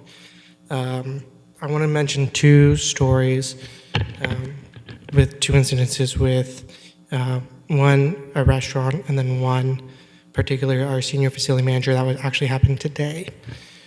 So the first one particularly happened about a month ago. It was on a patio. I was talking with one of the restaurant tenants just as we were planning our Christmas party, and he mentioned a little bit of an incident that has happened. He was a bit reluctant, to say the least, knowing that I'm half Chinese. A family that was visiting that were Chinese descent were having a meal, and they were being yelled at and said racist comments. As someone who's born in Kingston at KGH, whose father was born at Hotel Dieu, I think this reflects extremely poorly of our city. And not only that, he mentioned he called the police. It took a while, understandably. The reality is this is not acceptable. We are the sailing capital of Canada. We're a huge tourist destination. What does that speak to immigrants of this culture? What does it speak to the people here in the city? Someone who's enjoying a meal on a patio, let alone a tourist visiting our city. Not only that, but someone who's half Chinese, I have to pull it out of him, because he's embarrassed to say this to me. The other incident that happened today was with our senior facility manager. Every single morning he walks our properties. He has a dedicated shovel to pick up human fecal matter around our properties. He regularly cleans some of the building around our buildings. Many people visit on a daily basis in the downtown. The thing that happened today when he was walking by the bank was he saw a woman of African descent with a guy screaming the N-word at her. How is this acceptable? How is this remotely okay? He called the police just to let them know, I know it's not physical, but this is not acceptable. How is this acceptable? Can anyone answer this to me? Many people here spoke tonight, and I appreciate all the time. This document has been reviewed extensively, not only by the public, but the city officials who run the city. I believe in the city. I was born in the city, so was my father. We came here after World War II. This city is tremendous. We need to make sure people feel safe coming to the city, now and in the future, and all the time. My concern is, are these things happening on a day-to-day basis? A lot of people who spoke against this did not come with solutions. They just spoke about concerns about people. And yes, there is a concern. The city is doing a lot, though, to help in different ways. And it's not like they are turning a blind eye. But the thing is, everyday people need to be safe. I have family in the United States. The city of San Francisco has lost and has went into receivership one of the largest tax contributors, which is the Westfield Mall. Its foot traffic in the last few years has went from 400 million to 200 million, and it went into debt and is now shut down. That tax money that was coming from that retail location of a 300,000 square foot mall funded a lot of businesses and programs in the city. You know, what happens when our other businesses leave? What happens when our residents leave? This tax money won't be able to go to some of these programs that help them. So there is a balance to it. But I want to stress to the public, you know, the city has opened this up to the discussion. 30 seconds, please. Oh, sorry. And they have taken their feedback, you know, but many of these decisions and people here at the city are highly elected officials. And, you know, I hope and promise that they can make it safe for everybody, especially those who come to downtown and who are visiting, who might not originally be from Kingston. As someone who's from Kingston, I want to make sure that anyone who comes to downtown can feel safe. It is the hallmark of our city. Thank you. Thank you very much for your comments. You can take your seat. And are there any other members of the public here in the chamber who would like to speak?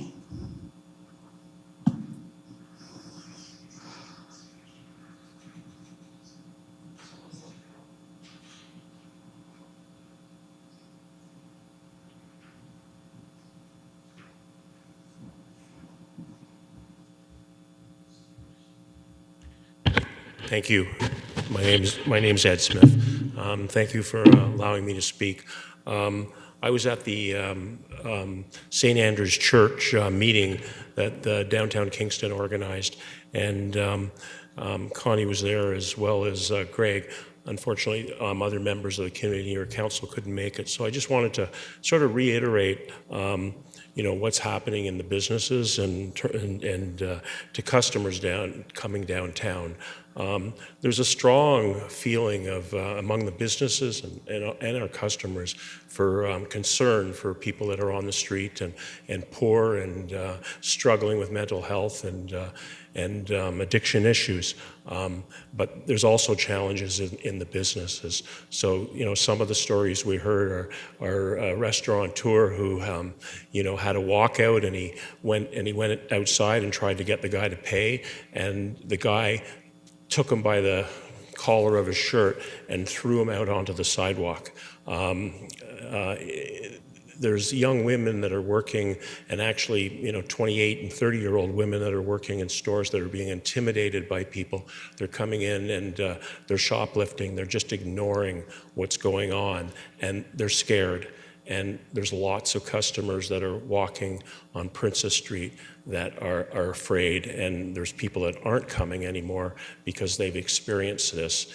And you know, the experiences of cities in the States, Portland, San Francisco, large corporations are closing huge stores that they've invested massively in, and closing them because, you know, and some of the grocery stores are under lock and key. They're locking up ice cream, and if you want to buy ice cream, you have to find a clerk and open it with a key.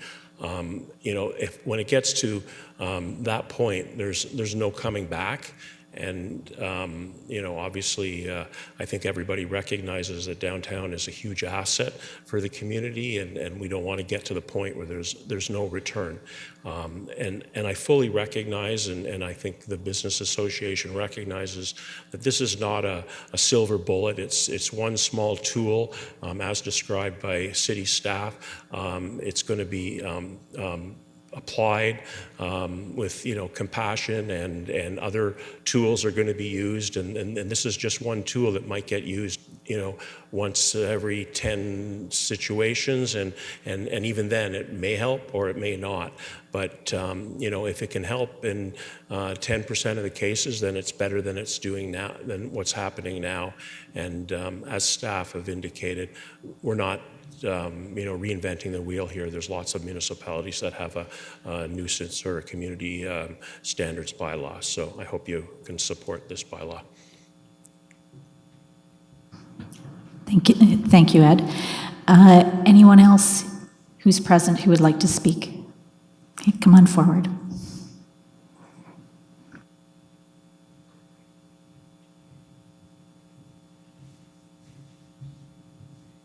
Good evening. My name is James Ward. I live with my family in the downtown neighborhoods about 5 blocks from from Market Square. I also have a business that I'm partner in downtown, two businesses actually. We employ about 20 people. I'm not a researcher sitting in Ottawa talking about theory. I'm just going to say our experiences of living and working in the downtown. My colleagues and I have faced verbal abuse, physical abuse. We've had to clear up a lot of garbage in our parking lot, needles, crack pipes. It's very difficult to move people when they've got their encampments and their shopping carts. And again, there's very few tools available to our bylaws officers to do it as well. And I think that, yes, this isn't going to solve, this isn't the solution to everything, but I think it's certainly going to be able to give our law enforcement bylaw officers and our police a bit more leverage to make it a safer environment for those that live and work in the downtown. I was at the St Andrews meeting as well. Thank you very much, Councillor Glenn and Councillor Richard, being there. I was, even though we've experienced some of these things ourselves, it was really quite shocking to hear some of the things that, especially as Ed Smith said, a lot of the people who work in retail are young females, and it's dangerous when you're in a shop on your own and you've got no back door, and someone comes in and starts being abusive and shouting and screaming. It's very intimidating, and it's not fair. I think we can do better than that, and I know that there's a lot of concern and a lot of outreach to those that have drug users and drug addicts, and those who find themselves in a situation where they're not living in some sort of accommodation. But I think we maybe think a little bit more about those who, a bit more concern for those people who are experiencing abuse and violence on a daily basis, and those who, quite frankly, are scared to walk down Princess Street. Thank you very much. Thank you, James. Is there anyone else who'd like to speak?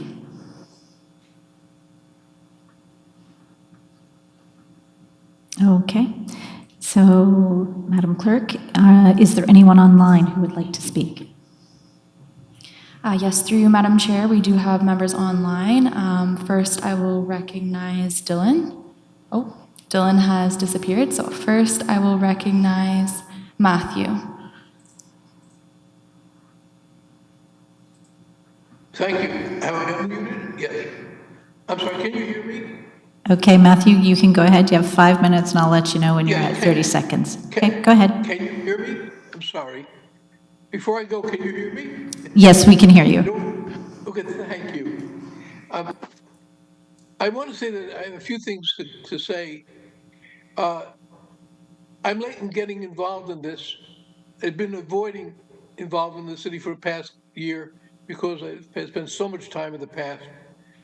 But when I read the bylaw and read the content, I was deeply disturbed.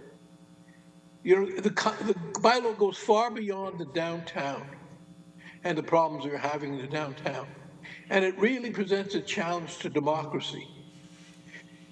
And even for downtown, there are many difficult definitions for in the bylaw. If a group of us are protesting, for example, if we're protesting a business that is supporting fossil fuel industry, and we march, then we walk up and down the street, are we challenging people? If people feel challenged and threatened by that. Also, this is a law. This is not, oh, well, we'll apply it. We're going to teach everybody how to use it and apply it, and we can be sure they're not going to misuse it. Remember, this is a law. This will be, we can have changes in staff. We can have changes in the priorities of the city and of people in the city. We'll use this as they see it's appropriate, and that may not be appropriate for democracy. I distribute flyers. Okay, I have a strange question to you maybe, but if a post office, a letter carrier drops a mail that says junk mail, no, says no flyers. And are they then subject to a $500 fine if there's a complaint? If I do that by accident, if I'm trying to get, I've been very active in trying to support social causes, and sometimes I do distribute flyers. In fact, and it'll be very hard for me to get people to distribute flyers if they're subject to a $500 fine if they make a mistake and put a flyer in a mailbox that says junk mail. Is junk mail no flyer? If I'm giving out a flyer that says our healthcare system is being our long-term care system is in desperate needs, desperate state, and the private sector has been abusing the system, and people are dying. Let's put that out, right? And I'm trying to get more public health care, public long-term care. And I see that as a vital issue for our society.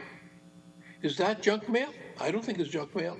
But so if I interpret the label on a box, junk mail, as not mine, am I now guilty of a crime guilty of a finable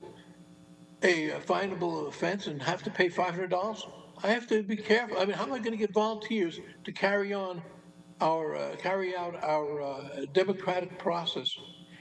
There are things that you've put into this act or this bylaw that go beyond the immediate issues, and I'm very worried about that.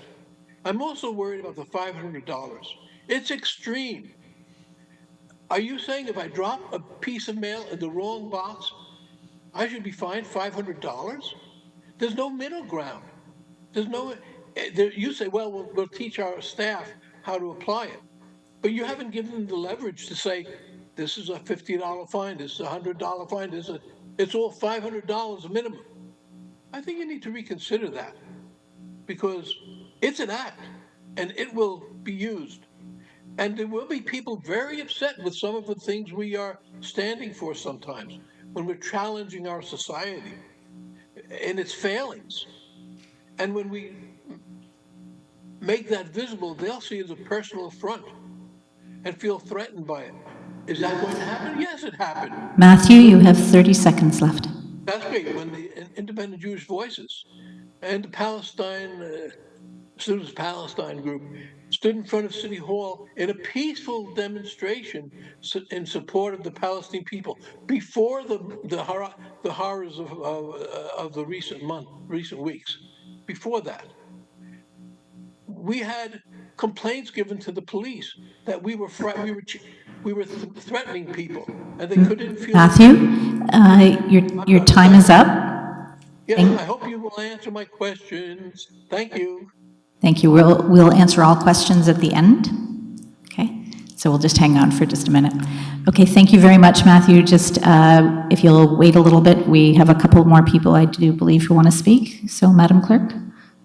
Yes, through you, Madam Chair, I will recognize Tony Thornton. Okay, Tommy, you can go ahead. Hi, thank you. Just verifying, can you hear me? Yes, we can hear you, but speak up just a pinch if you can. Okay, yep. Thank you. Is that better? Yes, that's better. Okay. Thank you for taking my questions. I have listened very carefully to all the delegations and to the councillors speak. I've read the proposed bylaw changes, and I'm deeply concerned about a number of issues. The first one being points that have already been made by some of the delegates around the concept of where are people supposed to go. If we don't have housing for people, how are they not, where are they supposed to go? How are they not going to loiter if there's nowhere for them to go? And I think that anybody who has traveled extensively, like backpacked through Europe or something, knows that if you don't have a place to go, you're just sitting around in public spaces. And the same thing if you've traveled through Northern Ontario in your car and there's nowhere to go to the bathroom. What do? You pull over and you go to the bathroom on the side of the road. Those are necessities. And if there's no options, you need to use public spaces. And, so that's my first point. I also was unhoused in my life, and I don't often talk about this, but I think it's important to understand the relationship that police and bylaw officers have with unhoused people. When I was a teenager, I was unhoused and harassed by police. I was told that I would never amount to anything. And I've seen the same behavior from Kingston police here and from bylaw officers here as they interact with unhoused people. It's incredibly disturbing when we talk about giving bylaw officers or anybody in power discretion. And that word really frightens me because I'm also an educator. So I'm an instructional designer and curriculum developer. I'm a teacher. I have 2 graduate degrees, one in philosophy and one in education. And, I really understand that education makes a difference. So all the trainings that you're talking about giving the bylaw officers and so on are important if they're going to be interacting with unhoused people, but they're not going to make a difference overnight. And we know from the research that diversity training just doesn't work in a one-off, in a one-off basis. So my concerns are great around those issues. I also hear the language of a lot of people talking this evening about, it's really telling when people are talking about dealing with these issues, instead of talking about supporting people. And when we're talking about the tourists and we're talking about concerns about malls getting shut down, rather than actually prioritizing the people that live here, the people that are residents are now vulnerable.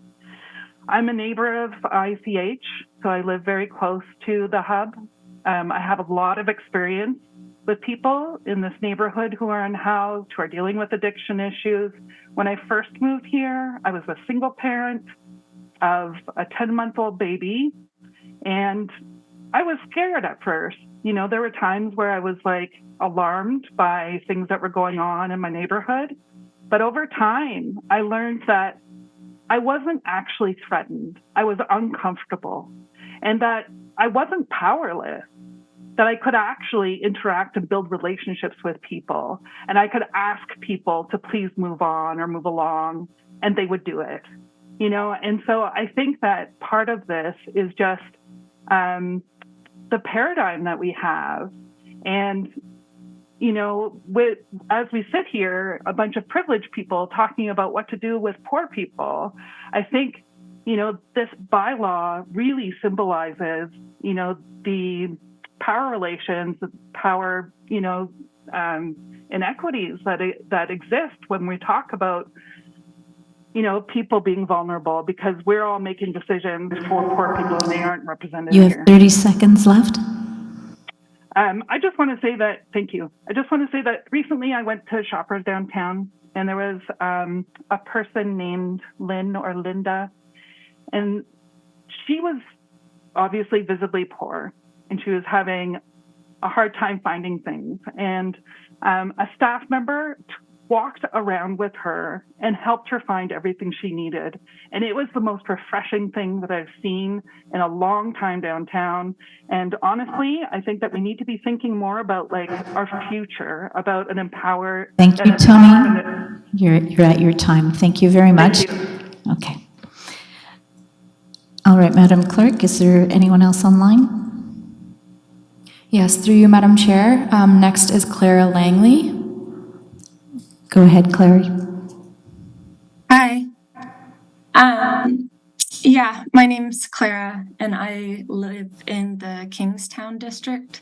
I just wish to register my opposition to the proposed community standards bylaw and a lot of what has been shared here tonight. I share hopes for a safe community for everyone, but this bylaw won't bring us closer to that for the reasons that many delegates have outlined. No matter the universal language of this bylaw, it is clearly a continuation of the city's constant scapegoating of marginalized people for the conditions of poverty that we impose upon them in our political failures to meet basic needs. Our community will not be safe until we are all safe, until each of us has what we need, the housing, adequate income, healthcare, and supportive networks to live dignified and self-determined lives. I had prepared comments for tonight, but I feel a little bit speechless by some of what I've witnessed tonight. And I want to call attention to some of those things. First was a presentation offered earlier by Downtown Kingston that I found frankly disturbing in its use of images of people on the street, the invasion of their privacy in such a way to fearmonger, I find so exploitative. To show pictures of people simply existing and then saying that the city is getting dirty and dangerous.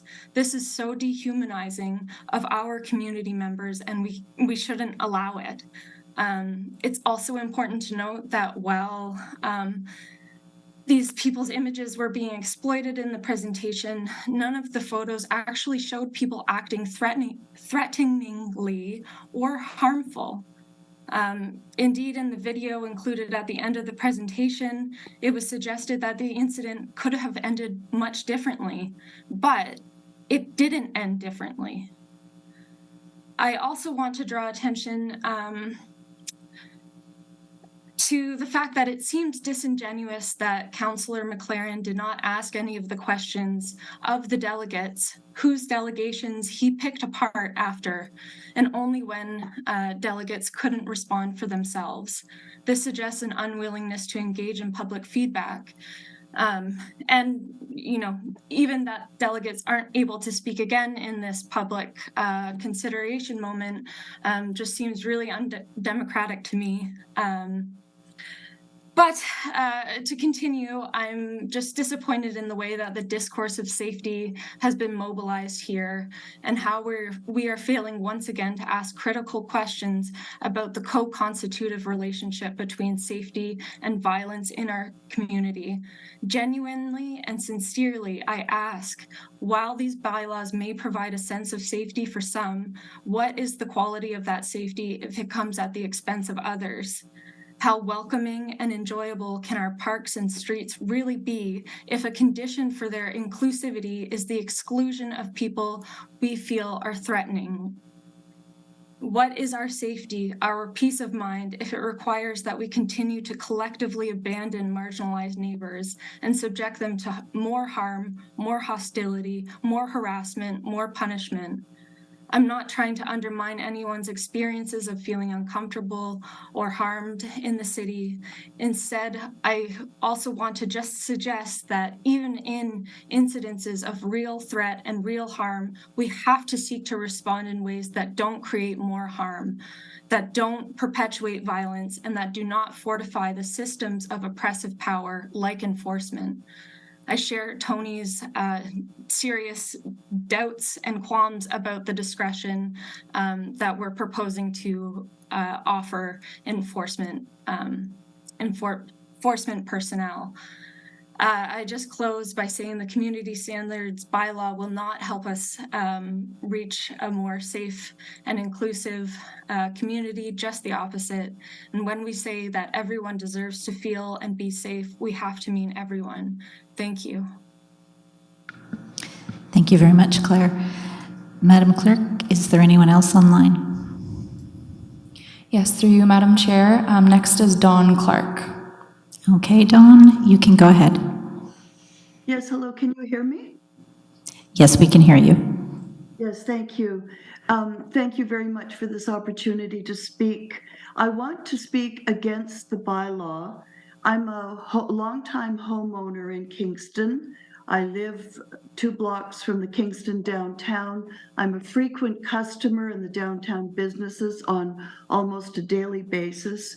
I've been a customer in outdoor cafes, and people have shouted and behaved in hostile ways close to where I was sitting in the outside cafe, and I certainly know that these are problems that need to be solved. But I object very strenuously to the undemocratic process of the solutions that are being proposed in this bylaw. It doesn't do anybody any good to violate the principles of democracy in order to try to solve a problem. We've listened to experts like Sophie Lachapelle, who have explained on the basis of research that what is being proposed will not have the efficacy that we'd hoped for.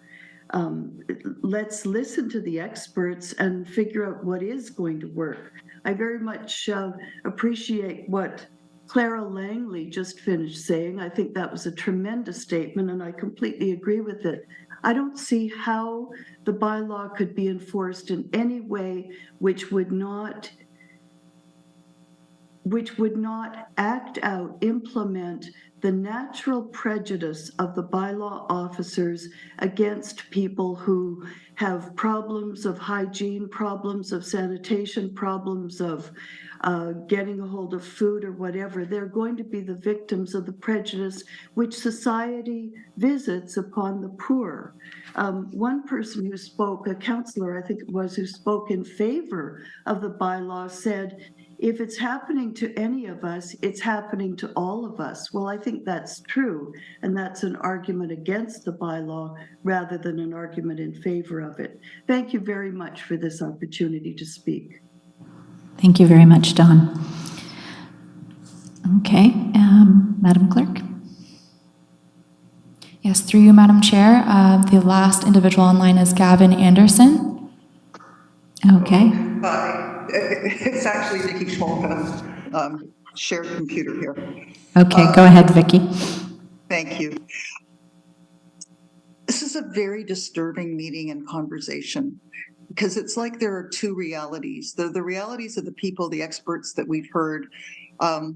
There's medical officer of health's expertise, and then there's this desperate need by some people to believe that Kingston is somehow different from other cities or different from other parts of the world.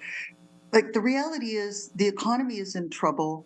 Small businesses downtown are in trouble, not because there's someone sitting outside their storefront. It's because people aren't shopping right now because they don't have money, and they're not shopping because they're buying online, and the whole economy is shifting. And this is sort of some sort of desperate attempt to put the blame on the people that have no blame at all. This is, it's so unfair that you think this bylaw is going to solve the problems that are much greater than this. And I don't mean to minimize the reality for people. I go downtown all the time and I'm not afraid. In fact, I would say the part of Kingston where I've felt the most cautious when I walk on the street is what we used to call the hub, which is, you know, Upper Princess Street, where the drinking all takes place at the bars there. And that's where it can get rowdy and you don't really know what people are going to do. The people who are living unhoused on the streets are not people that I'm afraid of. And I just feel like, as Ms. Morley said, you can't find unhoused people. So what is the point of this? The point is to pretend that this is going to solve the problems of the world? I don't think so. And, you know, Kingston pretends it's a big city and wants, you know, high rises downtown and to be just like Mississauga or Toronto. Well, in those cities, I grew up in Montreal, I've lived in Toronto, I've lived in Ottawa. These kind of occurrences happen all the time in big cities. So we're either a big city or we're not. And I think the thing that worries me the very most about this is we're turning out to be a mean city. You know, the mayor is going to be on the radio tomorrow night on CBC defending the closing of the sleeping cabins. And you know, we're taking all these steps that make us seem like mean, nasty people. And that's not what this city was when I first moved here. It's not what the city should aspire to be. And this bylaw, if we really want to do something, we need to hire mediators and social workers. We need to hire people who work on the street, not in uniforms of enforcement officers, but people who have training and interactions. And I know Mr. Smith said there was going to be training for his officers in different ways, but you can't take away that uniform. That's not what we need. We need safe places for people who don't have anywhere to go. We need bathrooms for people to use when they need to use a bathroom. And that's not just unhoused people. There are a lot of people who sometimes need to use a bathroom, but if they have money in their pocket, they can buy a coffee or a bottle of water and use the bathroom. That's not an option for some people. So let's be honest about the realities. And the person who talked about someone being thrown on the street by someone who tried to not pay his bill or someone who's shoplifting, those are crimes. And as Ms. Morley said, our bylaw enforcement officers don't have the right to arrest for a crime. So really think about this for a minute. What are you really trying to do? And if it's trying to make yourselves feel better by taking action on something, this bylaw is not the way to do it. Thank you. Thank you, Vicki. Okay, with that, there are no more members of the public. Okay. So at this point, then, I'm going to go to staff to answer the few questions that came through in that. So go ahead, Ms. Morley. It looks like you're ready to roll. Thank you, and through you, Madam Chair. I will start with the $500 fine that Mr. Geventner mentioned. I believe he's referencing the standard penalty provisions from the Municipal Act that apply when an individual is convicted of an offense through a trial conducted by the Provincial Offences Court. It would be up to the Justice of the Peace to set the appropriate amount of the fine. While we do have discretion to lay charges through the Provincial Offences Court under this bylaw, and we might exercise that discretion in particularly egregious cases, we're actually proposing a series of administrative monetary penalties for enforcement of this bylaw. Administrative monetary penalties are handled entirely in-house by the city. They're very appropriate for these types of offenses. The AMP amounts that we are proposing are actually included as an exhibit to the bylaw. They range from between $100 to $200. There is no administrative monetary penalty in this bylaw that exceeds $200. With respect to protests are in fact a very complicated topic, as the Charter does play a critical role. It's very difficult to opine on Charter questions without a very specific factual context, but certainly the city respects the rights of individuals to protest, and our involvement would strictly be limited to circumstances where there was issues with the location of the protest, if it was blocking pedestrian or vehicle traffic, or if it was interfering with another activity.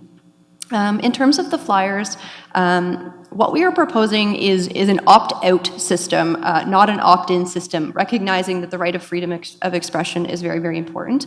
So those individuals who wish to continue receiving flyers and leaflets will still do so automatically.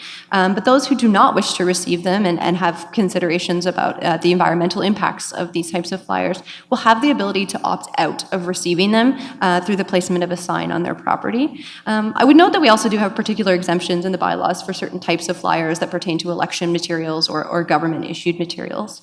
With respect to the loitering question and the expression that there would be nowhere else for these people to go, we were very deliberate in drafting the loitering provision, and it's actually restricted to sidewalks and roadways. It does not apply to other public spaces, and we chose sidewalks and roadways. These are areas that are intended for pedestrian passage. They're very tight, and they could put people in a vulnerable position. With respect to Ms. Schmolka's comments, I'll reiterate that the bylaw applies citywide. It certainly would apply to the types of behaviors that she's describing in the area formerly known as the hub. The point, as I believe I articulated, is to provide additional points of connection and familiarity with individuals to help reduce incidents and promote the safety of the city for everyone. In other cases, these types of behaviors are going unnoticed. These individuals who need help are not getting it, and this is providing an extra point of contact for our staff to reach out and offer those services. I believe I've addressed all the questions, Madam Chair. Thank you, Ms. Marley. Okay, so what's coming up next is we're going to be putting this motion on the floor, but I would like to propose a quick bio break and water break. So the time is 8:13, so how about we reconvene at 8:20, that's 7 minutes, and then we'll put that on the floor, okay?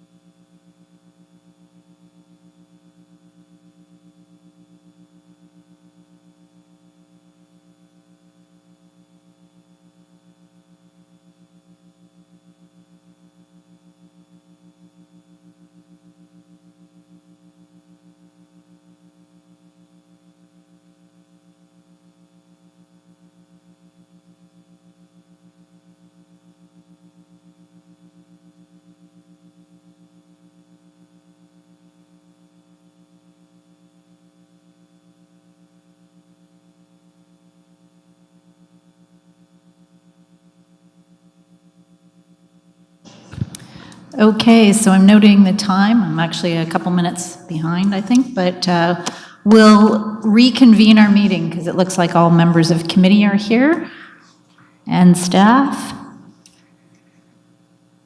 All right.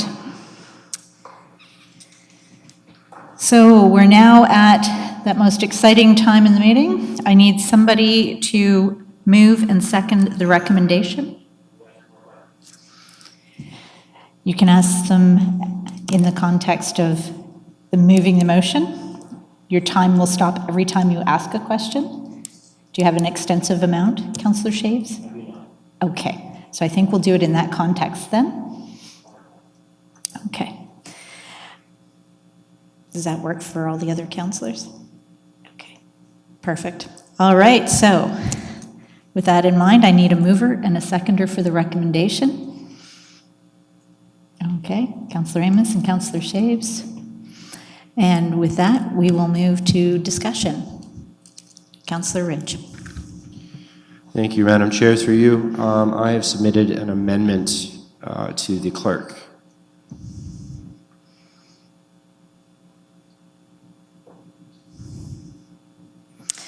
Okay, so we have a motion to amend, put forward by Councillor Ridge, seconded by Councillor Amos, that report number AP 23017 be amended by adding the following at the end thereof, that staff be directed to report back to Council 1 year after enactment of the Community Standards Bylaw with key findings related to implementation and enforcement of the bylaw, including aggregated data related to the number and type of penalty notices issued and/or Provincial Offences Act proceedings commenced under the bylaw. And you have the floor, Councillor Ridge. Thank you, Madam Chair. So the purpose of this amendment, well, there are several purposes to it, but I think the first one is that I think this is an act of transparency and accountability with regards to the implementation of this bylaw. As we've seen this evening and as we've seen in our email boxes and in our phone messages and our conversations with constituents and concerned community members, there have been some significant concerns around the implementation of this bylaw. So I think that there's also been a number of comments this evening around data and data-driven decision-making. So I thought that this is a good compromise in which we can gather this information and then have that information presented to us in an information report at council for the first year of the implementation of this bylaw. And if there are any perceived problems with this bylaw, they can then be addressed through amendments by council. I will do them myself. I will make that commitment in terms of accountability. So I'm putting that forward. I think that it's a really good exercise in terms of reaching out and addressing some of those concerns that people have while also empowering council to make better decisions based on the data that's presented. Thank you very much. Thank you, Councillor Ridge. Is there anyone else on the committee that would like to speak to the amendment? Okay. Seeing none then, we'll call the vote. All those in favor of the amendment? And that passes. Thank you. Okay, so we're now back to the motion with the amendment at the end. So we're going to go forward with discussions. So would anyone like to address? Oh, I think it's back to Councillor Ridge. Okay, go ahead, Councillor Ridge. Okay, thank you very much. So I want to start by thanking staff for the many countless hours of work that have been put into the preparation of this bylaw and for the many countless hours that have been put into meetings with me discussing this bylaw. I want to thank all the members of the public who have come and given their, if they are members of the public, giving comments, or if they're delegations presenting. I want to thank everybody for that. I think that there was a lot of really useful perspectives that were presented there. So as the representative of an area that includes both the downtown, the majority of the downtown, extending northwards to the Waban Crossing, which includes the area along Montreal Street that has the integrated care hub. I, as a councillor, you might imagine, have been quite busy. So 1 month ago, I remember I had 2 weeks where I had 10 meetings with constituents, and they're all about problematic behaviors that are detailed in this bylaw. It was very harrowing to hear some of the stories and to try and direct them towards resources, and that's just within a 2-week period. And I know that there's been a lot of focus on the downtown this evening, and there's a lot of reasons for that that are very important. The downtown is an important asset, and the visibility within the downtown is also a key feature, so I think that many people consider that as well as the economic impact, of course. But there are a lot of people in my district who are on the lower end of the socioeconomic scale. And many constituents who are in the northern part of my district in particular have expressed concerns or have had bad things happen with regards to these behaviors. And note that I say behaviors because I do believe that this bylaw is addressing behaviors, it's not addressing people. And we have to keep that in mind. And we also do have to be sensitive towards stigmatization of the unhoused. That being said, I think that there's a balance in all of this. I think that this bylaw there's been ample opportunity for engagement with this bylaw. I do not agree with the idea that this needs to go back for more engagement. I think we've reached the point where it's literally the most engaged document that has existed in policy development for the city. 15,000 interactions with it, over 450 comments, and many, many other interactions with regards to councilors and their directions with staff or interactions with staff or comments with staff. So I think we've reached that point. I think we also need to consider that there's been a lot of, rightly so, concern about focusing mostly on the roots of these behaviors. But that being said, if you are a person that is something bad is happening to you in that moment, the root of the behavior does not matter. You are being impacted. Something bad is happening to you. I have heard several terrible stories. I'm only going to share a few. Sorry, Connie. Sorry, Madam Chair. I've had a constituent sent me pictures from their security camera of a naked person running in front of their children in front of their house. I have an account from social media where a mother told of an individual screaming at their young daughter because she wore a sundress. We have 3 different constituents who reported to me that they or their children discovered crack pipes and or used syringes on playground equipment.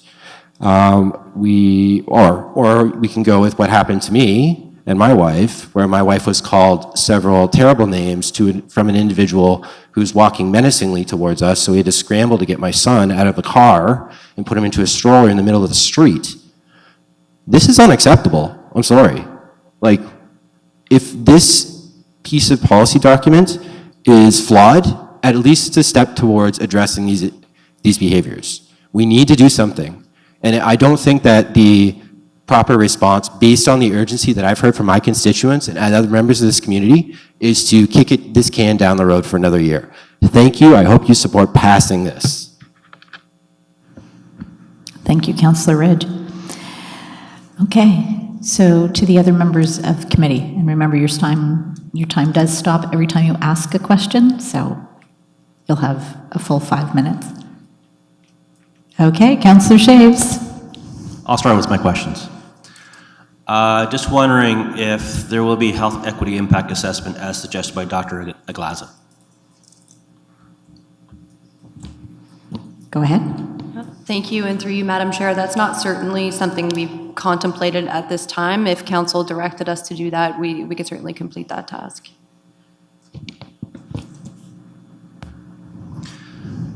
Is the library considered as a public space? Go ahead. Thank you, and through you, Madam Chair, the definition of public space in the bylaw is any area to which the public has access or is invited to attend, so yes, it would include the library. Thank you. What prevention will there be to avoid or prevent revengeful complaints against their neighbor that they may have a conflict with? Thank you, and through you, Madam Chair. I think I spoke a little bit about this in my opening remarks, and the particular role of our bylaw enforcement officers and the tools that they use to assess the validity of complaints. They investigate complaints thoroughly, and then they determine whether reasonable grounds to believe that an offense has been committed. So certainly it can be helpful to have that impartial third party try to resolve some of those disputes, but certainly we would always encourage residents to try to resolve those disputes amongst themselves first. Thank you. Okay, I want to get a couple things off my chest. It's been a week. First, I want to say, I want to thank everyone who have written or spoke this evening to express their concerns regarding the possibility of this bylaw having a negative effect on our marginalized community. However, I'm also disappointed with you as well. Where were you on Tuesday when Council was discussing the possibility of winding down the sleeping cabin project? Would these 17 residents not be part of the marginalized community you are supporting here? They would have greatly appreciated your support. And as well, there have been a number of comments regarding the amount of crime within the downtown and suggested is largely due to the unhoused community. However, I'm not sure if you are able to make those connections 100%. I think the biggest issue is the economic state that we are in. It's also not only occurring in the downtown area. There are also gas stations in the West End where you need to either pay at the pump or pay inside before you are able to start pumping gas after a certain hour. So this is a larger issue than just the downtown or anywhere else. And it's not just the unhoused, it is more of an economic state. And I'm going to end it there. Thank you, Councillor Shaves. And anyone else from committee? Councillor McLaren. Thank you. So just looking at some of the other things that were mentioned, there were concerns about the subjective, vague, and nature of the law and of the discretion that is given to people in bylaw. It strikes me that this is how things are done in all cases. Is it reasonable to think that we could imagine, we could, write down every single possible case beforehand?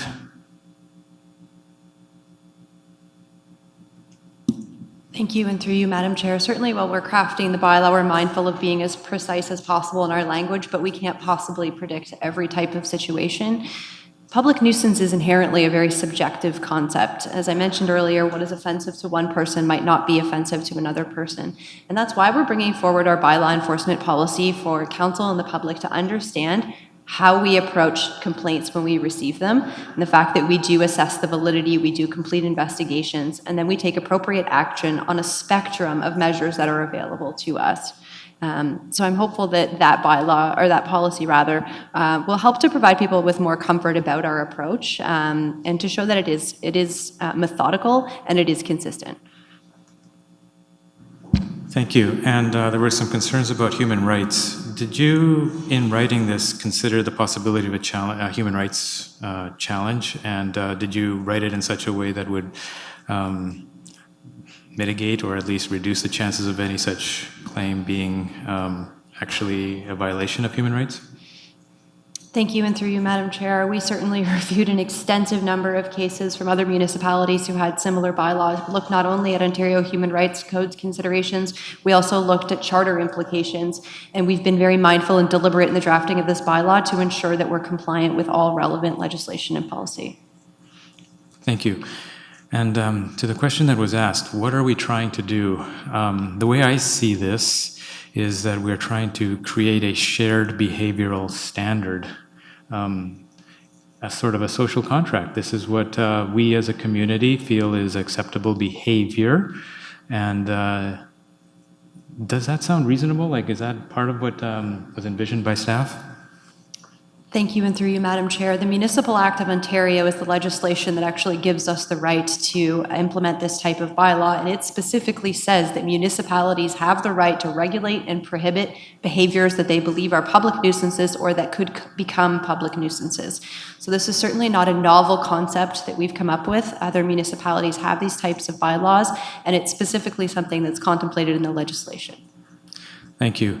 And just to be 100% clear, I'm just going to repeat a question that I think has been asked in perhaps a slightly different way. Bylaw is not out there like hiding behind bushes trying to catch people, are you? You are trying to educate people. We are trying to create a shared sense of what is acceptable here. You're not actually trying to make money on this or anything like that. Just to double check, right? Through you, Madam Chair, no, we are absolutely not doing that. We primarily right now for most of our bylaws operate on a complaints basis. There will be a proactive component to this, obviously, just due to the nature of it.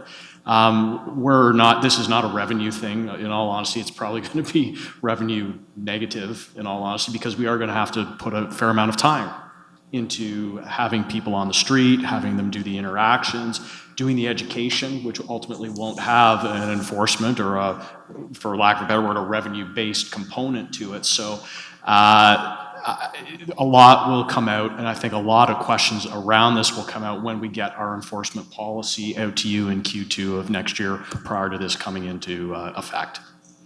Thank you. And with regards to the goal of the amendment and some of the comments that were made by some of the delegations, they claim that there is no evidence that this works, and I'll grant them that nothing essentially works 100%, but it does ameliorate the situation.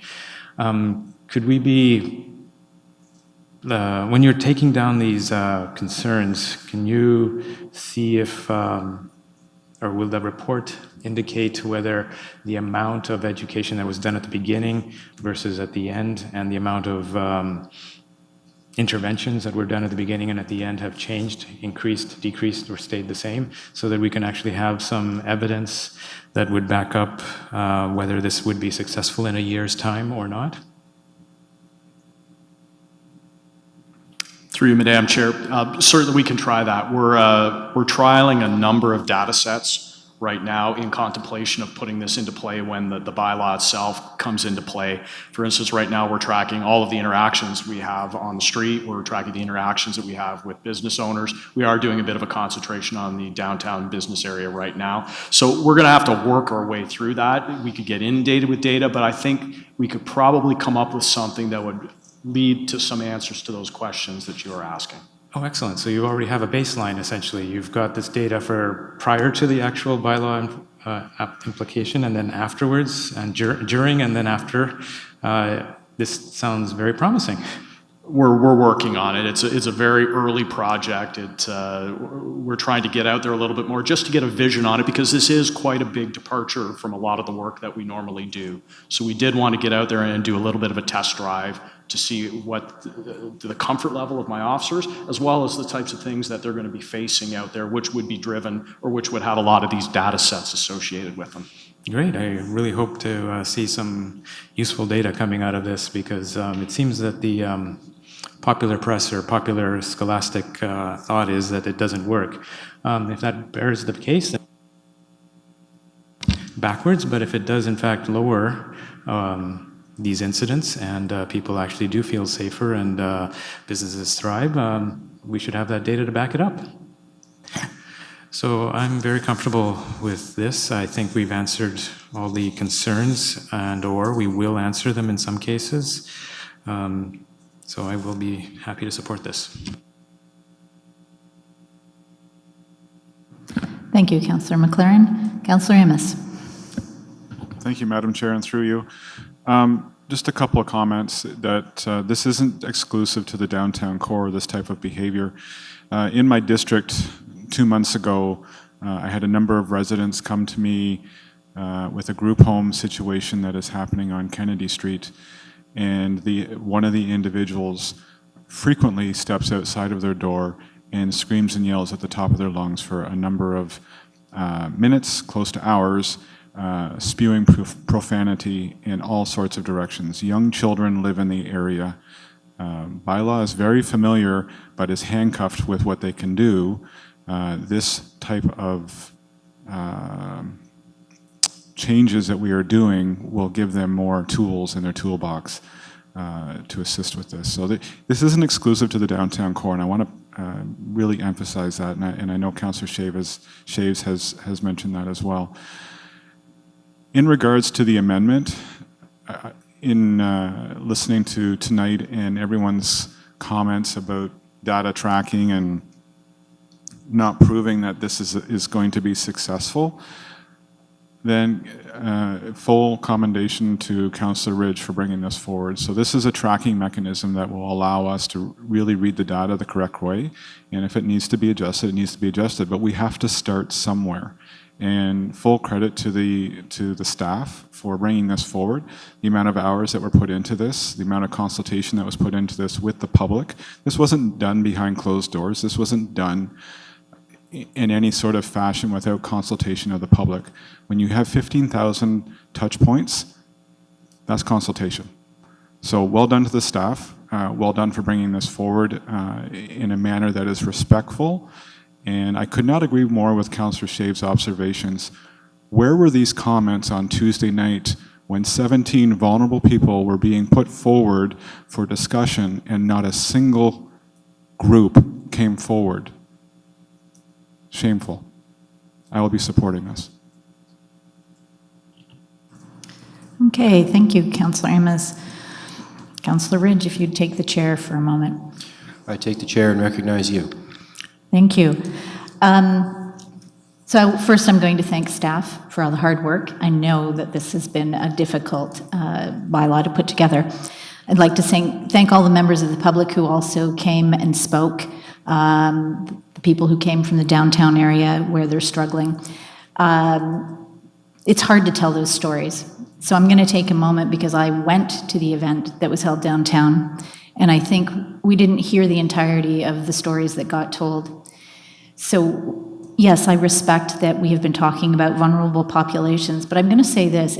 Anytime we treat one population as homogeneous, whether they're unhoused or they're business people or they're people living in any neighborhood, we really don't do justice to our community as a whole.